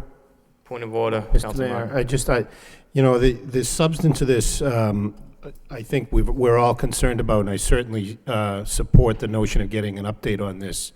But this new business is not something that really has ever been a topic on our agendas, and I'm not sure it's in order, frankly. If you look at Council Leahy's first motion, item 13, it's pretty much the same thing. Request the city manager provide an update. This is request the city manager provide an update. So I really think these things should be in the form of motions. My concern about it, and I don't mean to stand on ceremony necessarily, but the council should speak as a group, and that usually means 5 votes, sometimes 6 on certain items. I don't anticipate there's really any issue with this particular request, but I think for future reference, these are really councilor requests like this should be motions. Just on that point of order, I think that's probably true, that in the future, that a motion of this nature should be duly seconded and voted upon in the council chambers. But given that it was on the agenda for this week, I think we should take it up at this point. Well, I'll second the motion, Mr. Mayor. Seconded by Councilor Mercia. Councilor Leahy. All right, thank you. I put it on the new business only because I just thought it was a topic that, where this is an ongoing process with the bridge, and it's kind of, I didn't think a motion was appropriate. I thought a motion is more like I want to ask you for something and I want it done. I thought new business would be more of something that's ongoing in the city and it concerns everybody, and we needed to have weekly updates. So when I looked through Robert's rules, I thought it was appropriate, but I could be wrong. But that was the intention of it, so.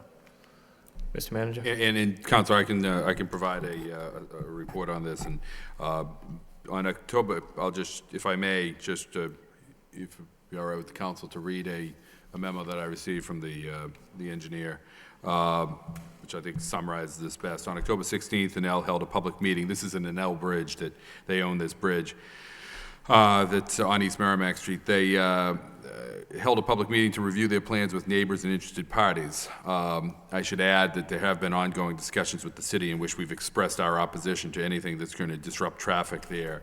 We want the bridge fixed, but we don't want anything that's going to disrupt traffic in such a way that would have a detrimental impact upon the hospital, the auditorium, the community college, the MRT, and certainly just in general, the residents of the city of Lowell. At the public hearing, there was near unanimous rejection of the plan to detour traffic. What they were proposing at the time was to have one lane closed down and just have one-way traffic at various points in time. Obviously, when they were working on the inbound side, they would close that, and people would have to be detoured around into the downtown from the Belvedere section into the city, into the downtown area. And then opposite, when they were doing work on the other side, you'd be able to come into the downtown, you just wouldn't be able to get out without doing a loop around to get back into that section of the city. We've been pushing for a three-phase construction so that there's always two lanes open. They're Enel structural engineer conceded at the meeting that it may be possible to have a three-phase construction, and this would allow for the two directions of traffic, but they would need to resolve some issues, and they're estimating it's going to take about 3 weeks to do the investigation. So we're looking about the first week of November. So we're looking at that right now, and at this point in time, we continue to be opposed to anything that's going to limit it to one lane of traffic at any time. We need to keep that open for two-way traffic. So that's the update. I'll provide more updates as we get that information along the way. Councilor Laurie. Thank you, Mr. Mayor. In your discussions, did they say why they had the meeting on a Tuesday night when councilors couldn't attend? We raised concerns about that as well, and the next meeting will not be held on a Tuesday. Do they have to pull permits from the city to work on their bridges? They have to pull permits, not so much, I don't believe, to work on their bridges, but to do the work around the bridges. So in that respect, they have to coordinate with us. You know, because of the timing,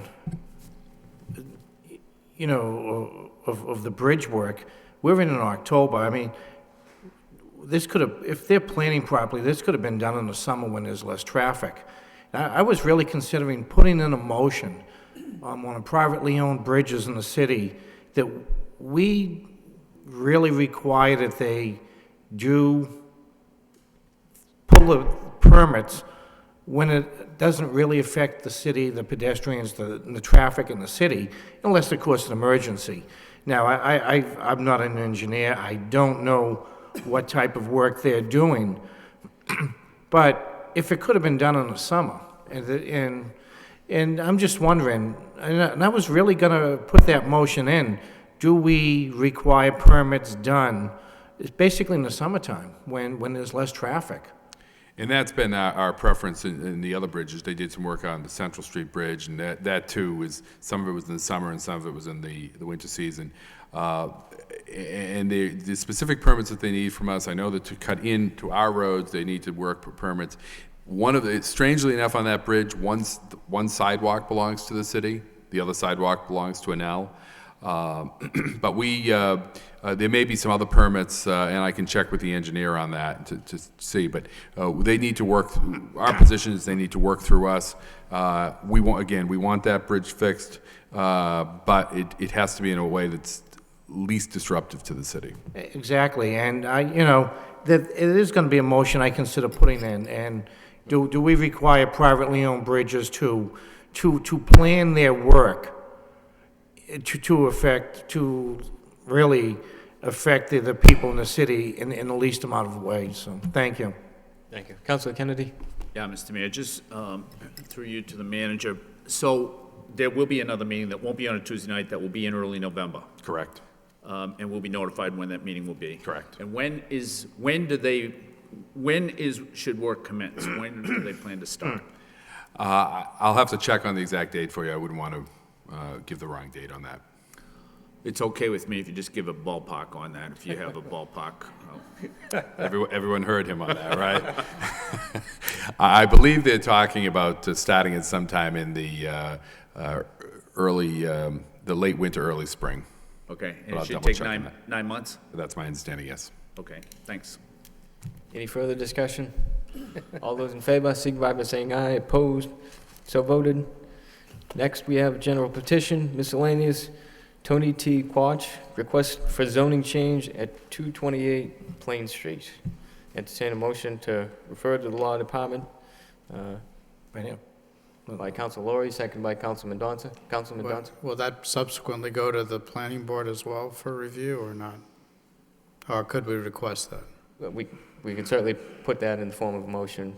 I'll amend the motion that we also refer to the planning board for recommendation. Sure. Any discussion on the motion? All those in favor, signify by saying aye. Opposed? So voted. Next, we have miscellaneous. Elaine Mikowski, request Fulton Street be repaired, new hot tub in the spring of 2013. Entertain a motion to refer to the city manager by Council Lori, seconded by Councilman Mendoza. All those in favor, signify by saying aye. Opposed? So voted. Next, we have motions. Councilor Mercia, request the city manager outline steps to be taken to reassure the council that new phone lines will function during power outages so as to not disrupt or interrupt or prevent residents' emergency calls to police and fire. Second. Seconded by Councilor Kennedy. Councilor Mercia. Thank you, Mr. Mayor. Now, with the new phone lines changing in all the departments from 970 numbers to 674, in most cases that they were changed, and in winter coming on very soon, I'm concerned by the many power outages that we have in the city, and how will the public communicate with public safety departments, even in City Hall, when there are storms? I want to know through this motion, was a test conducted as to the backup procedures that are in place so that the city is well prepared for the emergencies? I don't want to find out that we have a problem when it's too late.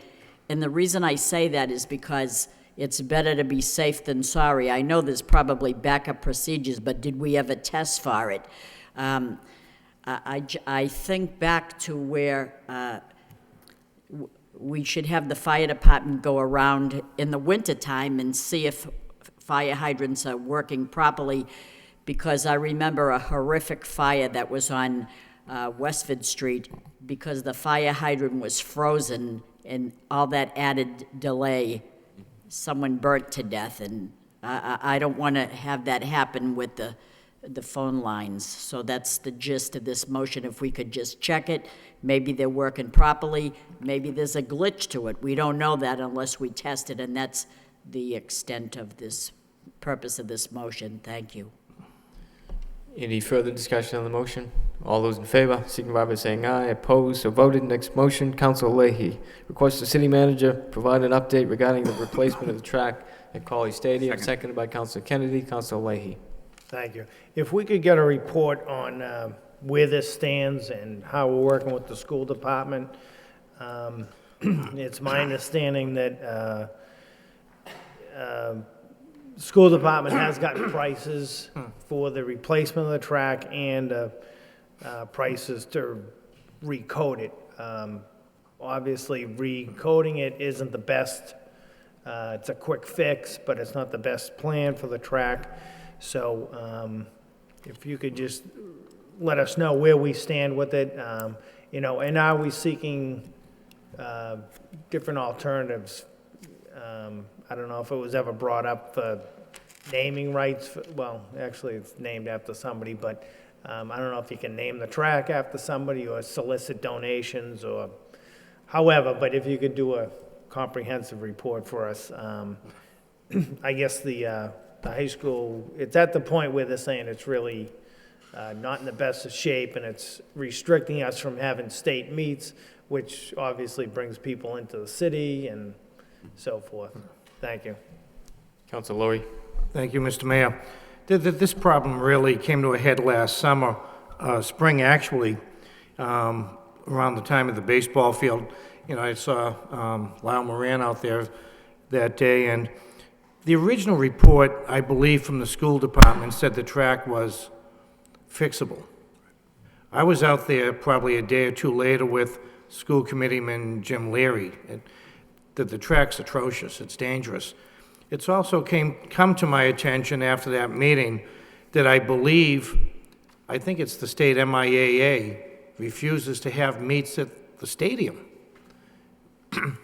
So, my question was with that report, and I'm not an athletic director, I know nothing about fields, but we have a track that possibly could be fixed, yet I'm hearing rumors, and I didn't confirm it, that we can no longer hold meets at that stadium. So I know I had talked to the manager at the time, and maybe 1 year doing a track, 1 year doing a football field, 1 year. It's no longer a stadium, it's a complex out there. There's softball, lacrosse. And to really maintain it, to do a different field every year. But if we do the track, and I talked to some of the people who worked out there years ago through the school department and the coaches, you have to have those fields rolled, I guess, once every 5 or 6 years. I don't know if that track was ever rolled. So if we do put in a new track, or there is work done, can we get an estimate on the football field as well to roll that before we lose that? Thank you. Thank you. Any further discussion on the motion? All those in favor, signify by saying aye. Opposed or voted? Next motion by Councilor Leahy. Request the city manager contact request the city manager have proper department review the intersection at 12th July and Methuen Streets for a report and recommendation for signage at that intersection. Councilor Kennedy, second by Councilor Kennedy. Councilor Leahy. Thank you. Pretty straightforward. We got an email from a neighbor that had an incident at the intersection, and if we could just have somebody take a look at it, if there's a need for any signage up there, would it be appreciated. Thank you. Thank you. Any further discussion? All those in favor, signify by saying aye. Opposed or voted? Next motion by Councilor Leahy. Request the city manager contact the Middlesex Sheriff's Department to coordinate a schedule for the work release program in the spring and summer of 2013. Seconded by Councilor Mercier. Councilor Leahy. Thank you. This is pretty much straightforward also. Just if we could get on, if there's a list or however you do it, just to get some projects underway in the city. A few years ago, I had asked about the schools, and obviously you do something like that in the summer, but to clean up between the schools, for example, the Sullivan, Riley, Daly, Bailey, projects like that, where we could take advantage of this program, I think we should make sure that we do. Thank you. Thank you. Councilor Mercier. Thank you, Mr. Mayor. The program, Councilor, that you are looking for is not work release program. What you're referring to is CWP. It's the Community Work Program. The person to contact there is Heidi Ricci, and I have the number. She does all the scheduling and the book appointments for all of the 52 communities that call in. They're booked solid through November, but they're happy to book our work up to 1 year in advance. Heidi does all the scheduling for Deputy Chris Green and Captain Corey Turner, and I am told that Heidi would be happy to log the city of Lowell in for the spring and summer and provide a schedule, but the city needs to fill out a form and send it back to them, of which I have the form right here. And there are 5 crews, each contains 5 men, although they pretty much do any request. Some of the work that they do consists of sandbagging in the spring for flooded areas. They do landscaping, shoveling off roofs on the school buildings, painting inside and outside. They have a graffiti and a power washing. All inmates are cleared to go off the grounds and are near the end of their sentence. Sometimes the clients are not sure how long the project will take, and in these cases, the captain and the deputy will go and meet with the individual. So I want to give you the contact numbers and the form that you should have, and I'm sure it's a go, and I appreciate your motion. Thank you very much. Thank you. Mr. Manager? Yeah, if I just might add, it's a great program, the Sheriff's Office and we've utilized it in the past. It's been quite successful, and we're always looking for other ways to use it. So thank you, Councilor Mercia. Councilor Lowry? Thank you, Mr. Mayor. I think it's a good program, and I've heard the sheriff talk about it, but contractually, we do have employees, and I don't want to see it being used in lieu of work that other employees do, maybe as an addition, but we do have contracts with the employees of the city, and I don't want to see them lose hours or time, but that's my only concern. Thank you. Thank you. Any further discussion on the motion? All those in favor, signify by saying aye. Opposed, so voted. Next motion by Councilor Lowry, request the City Council approve residential parking only on Riverside Way and Lawrence Drive where parking is legally available. Seconded by Councilor Kennedy. Councilor Lowry. Thank you, Mr. Mayor. The residents in the condos in the apartments down around Riverside Way and Lawrence Drive are having a very difficult time parking. There is a shortage of parking down there. I believe some of the students may be using it in the summer. People attending LaLash's Stadium is using the road. Maybe some of the workers down in that area. And what they request is that we take a vote and allow for resident parking only on Riverside Way and Lawrence Drive where parking is legally available. Now, I was down there today on Lawrence Drive. There is parking down on the right, but I don't know if that's owned by the businesses down there. So I would really like to amend this to just Riverside Way for tonight, if I could. Sure. It would be the request the City Council approve residential parking only on Riverside Way where parking is legally available. I don't know, when I went down Lawrence Drive, there is parking on the right, but I don't know, it doesn't really look like it's residents parking. It looked there's a building there, a business, or maybe another set of condos. I might suggest this to refer this to the Law Department to draw up the proper vote. Sure. So motion by Councilor Lowry to refer the approval of residential parking only on Riverside Way where parking is legally available. Anyone else on the motion? Councilor Mercia? I thought we'd refer it to the traffic engineer. That's what I would have thought. Okay, refer to the traffic engineer. That's fine. It's probably Report and quicker for them, yeah. Anyone else on the motion? All those in favor, signify by saying aye. Opposed? So voted. Next motion by Councilor Lowry, request the city manager and city council plan and adopt a residential parking plan for the acre and other areas affected by the university expansion. Seconded by Councilor Kennedy. Councilor Lowry. Thank you, Mr. Mayor. And again, this has to do with the university growing. Now it's coming across the river. They're building, tearing down but rebuilding University Crossway. And the residents are seeing a lot more students parking in that area, walking across the bridge to North Campus. And I think the real problem is probably several months away, maybe a year away.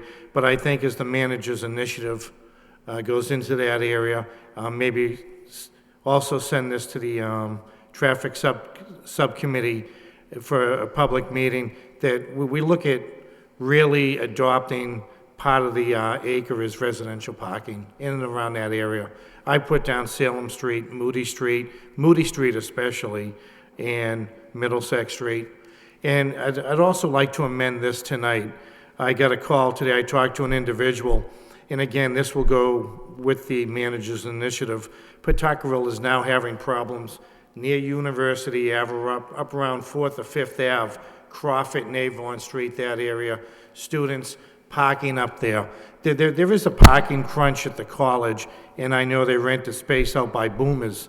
And I know if I was a student, I would try to find legal parking near the campus. And I think that that's what's happening now. And I'd like to give the residents of this area an opportunity to have residential parking also. Thank you. Any discussion on the motion as amended? All those in favor, signify by saying aye. Opposed? So voted. Next motion by Council Laurie. Request the city manager contact the state delegation and governor's office for additional public safety funds in the case of possible early release of inmates due to the Massachusetts Crime Lab scandal. Seconded by Council Leahy. Council Laurie. Thank you, Mr. Mayor. I think everyone has seen this in the paper. I know maybe a week or two the chief was here, and Councilor Kennedy questioned the chief a little bit, or the deputy chief, one of the two, on possible repercussions we may see here. I know the city of Boston, Mayor Menino, and Eddie Davis has been looking to the state for funds.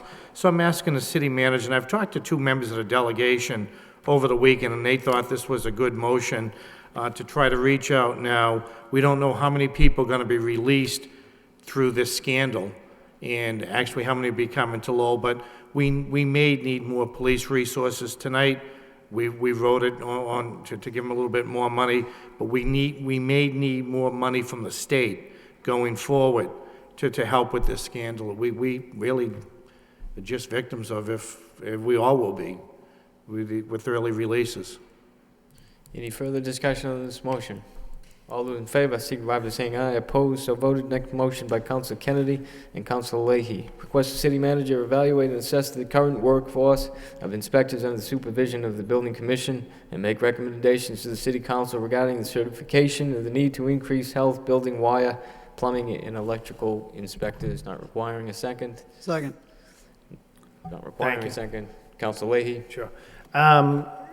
Pretty straightforward with all the ordinances and the workload that we have ahead of us. We want to make sure that the proper departments are fully staffed so that we can get this important work done. So if we could get a report back on that, appreciate it. Thank you. Council Kennedy. Yeah, if I could just add, Mr. Mayor, through you to the manager. Mr. Manager, you know, the building commissioner has left, and it's my understanding that one of the Go ahead. The building commissioner is still with us. Okay, who is it that's left then? We're without the deputy director of Yep. development services, and right now we're down 2 building inspectors that have resigned and left. One has already left, and one has given us his notice. They both have moved to other communities. We actually offered a position, one of the vacant positions today, to a new building inspector, local inspector, and we hope to have that individual on within the next couple of weeks. And we still have an opening that we're looking to fill, and hopefully we'll be able to do that quickly as well. Okay.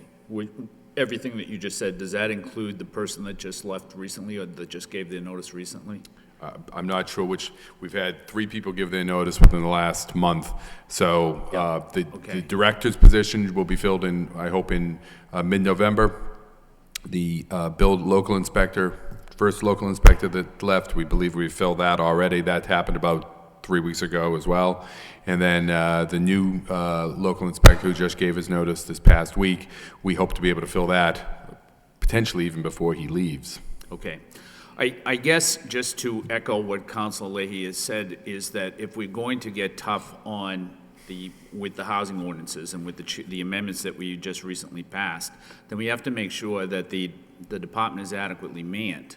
And just as important is making sure that those people that are there are certified or have the proper state license. Correct. My understanding is that continues to be a challenge within that department.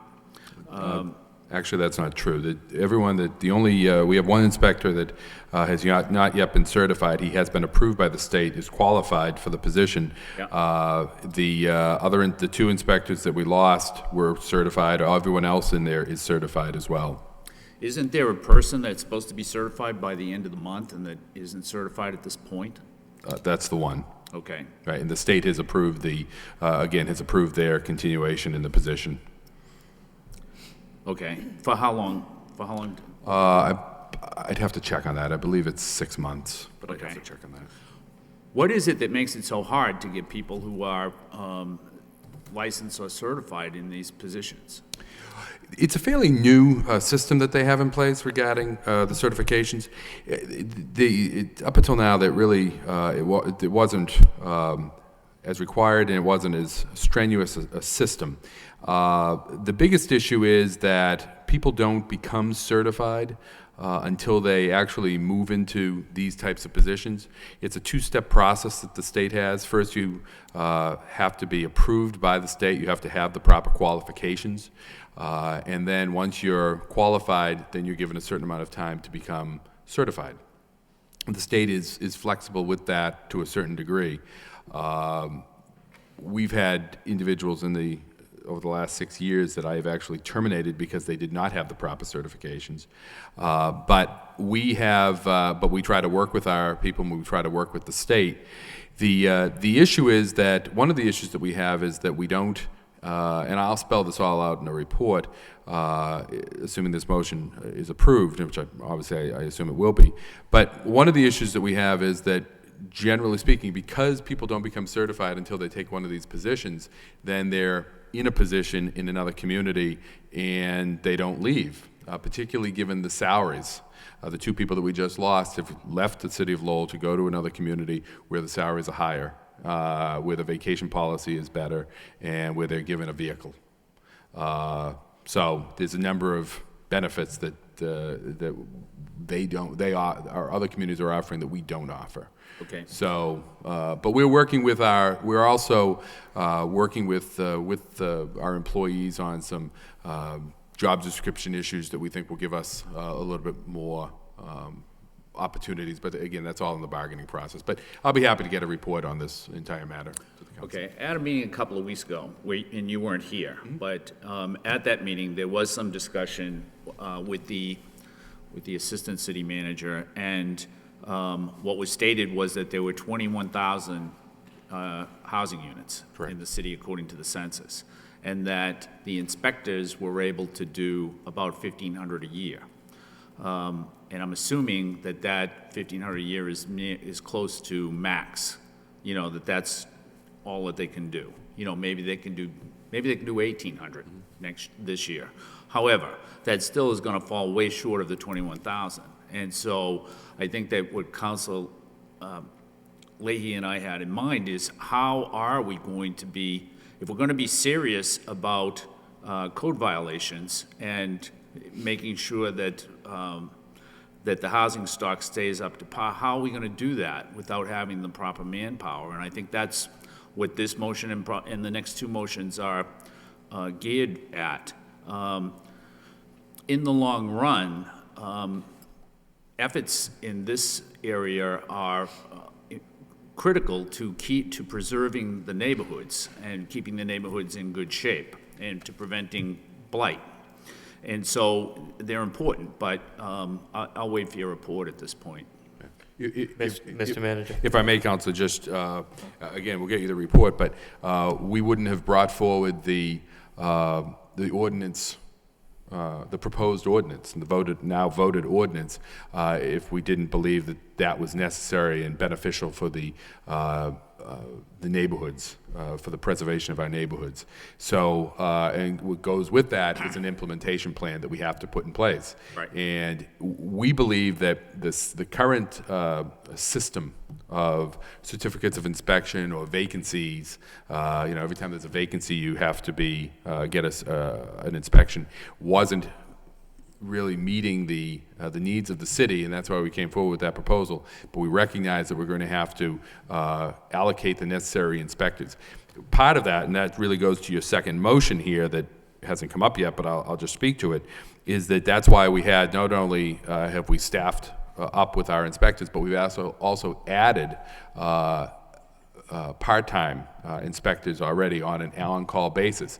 On-call being when one of our inspectors is out and we need to do an inspection, one of our inspectors decides to leave the city of Lowell and go somewhere else, we can bring them in on an as-needed basis. But also, as additional workload comes on, we can draw upon those auxiliary or on-call inspectors. And those, we included that within the budget this year. But we'll get a full report on that. Councilor Laurie. Thank you, Mr. Mayor. This is a very good motion by both councilors, Kennedy and Leahy. I think between the boards and many of the motions to fill positions, I think Councilors Kennedy's probably created more jobs than the past two administrations down in Washington. But we did recently post a job online here with the city, with the building department.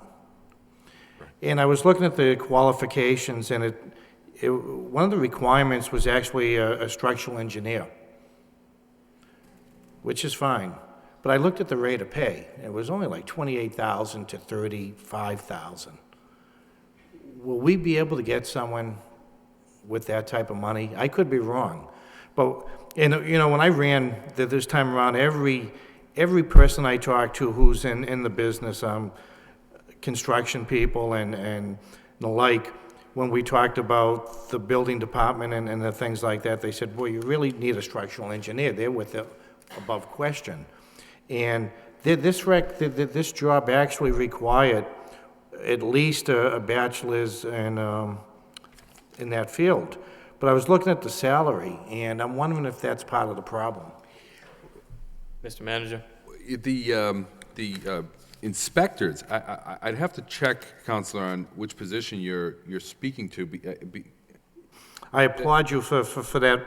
When I looked at the job, I was, really quite happy with what was being required. Right. But when I looked at the salary, I said, geez, will we actually get someone? The reason, I'd have to check on the position you have in mind, or you saw, because the ones that comes immediately to mind isn't actually in the building department, it's in the engineering office or construction inspector, and that has a salary of $54,000. And then the building inspector positions, have salaries, again, comparable to that, in the 50s. I'll have to look at the... So let's check on that yeah, job that you I'll saw look at the posted. copy I got, because it was just a copy. Yeah. And, but if it is $54,000, that's well in line then. And I think it's a great move going with a structural engineer, and I do credit you with that. Thank you. Any further discussion on the motion? Councilman Donza. Just, maybe I could assume this, but just so it's clear, if there are any recommendations that we might need additional staffing, that the cost of that staffing be included, the full benefits plus salary. Correct. Thank you. Councilor Leahy. Sure. Could I just add one more thing? In the report, could you just, could the department give you a breakdown of basically just doing simple math? If there's 21,000 apartments and every 3 years, that's about 7,000 a year. How many can each inspector do if they're going north on electric train or not? Yeah. We'll provide a comprehensive report that includes all that, yes. Any further discussion?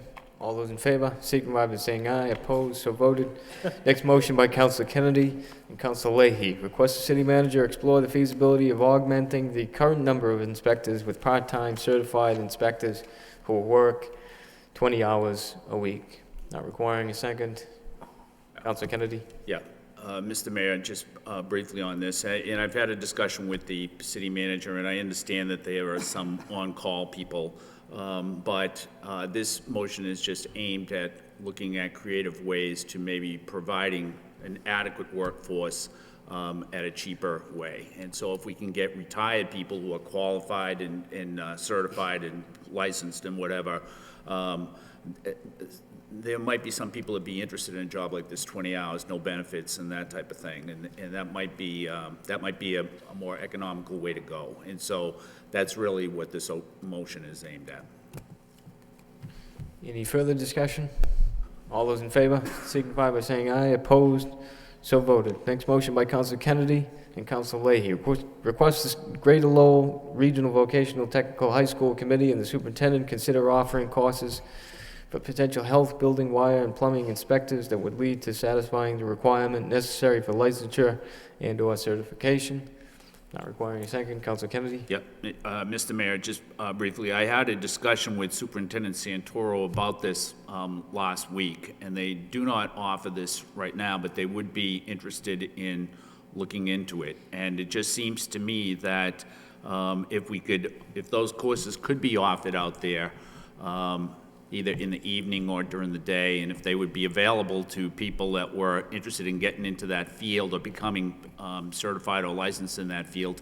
And also for graduates coming out of the vocational school, if you could come out of that school with a license or a certification, certainly that would be really good. I assume that everybody is in the same position that Lowell is in that finding people that are certified and/or licensed is difficult.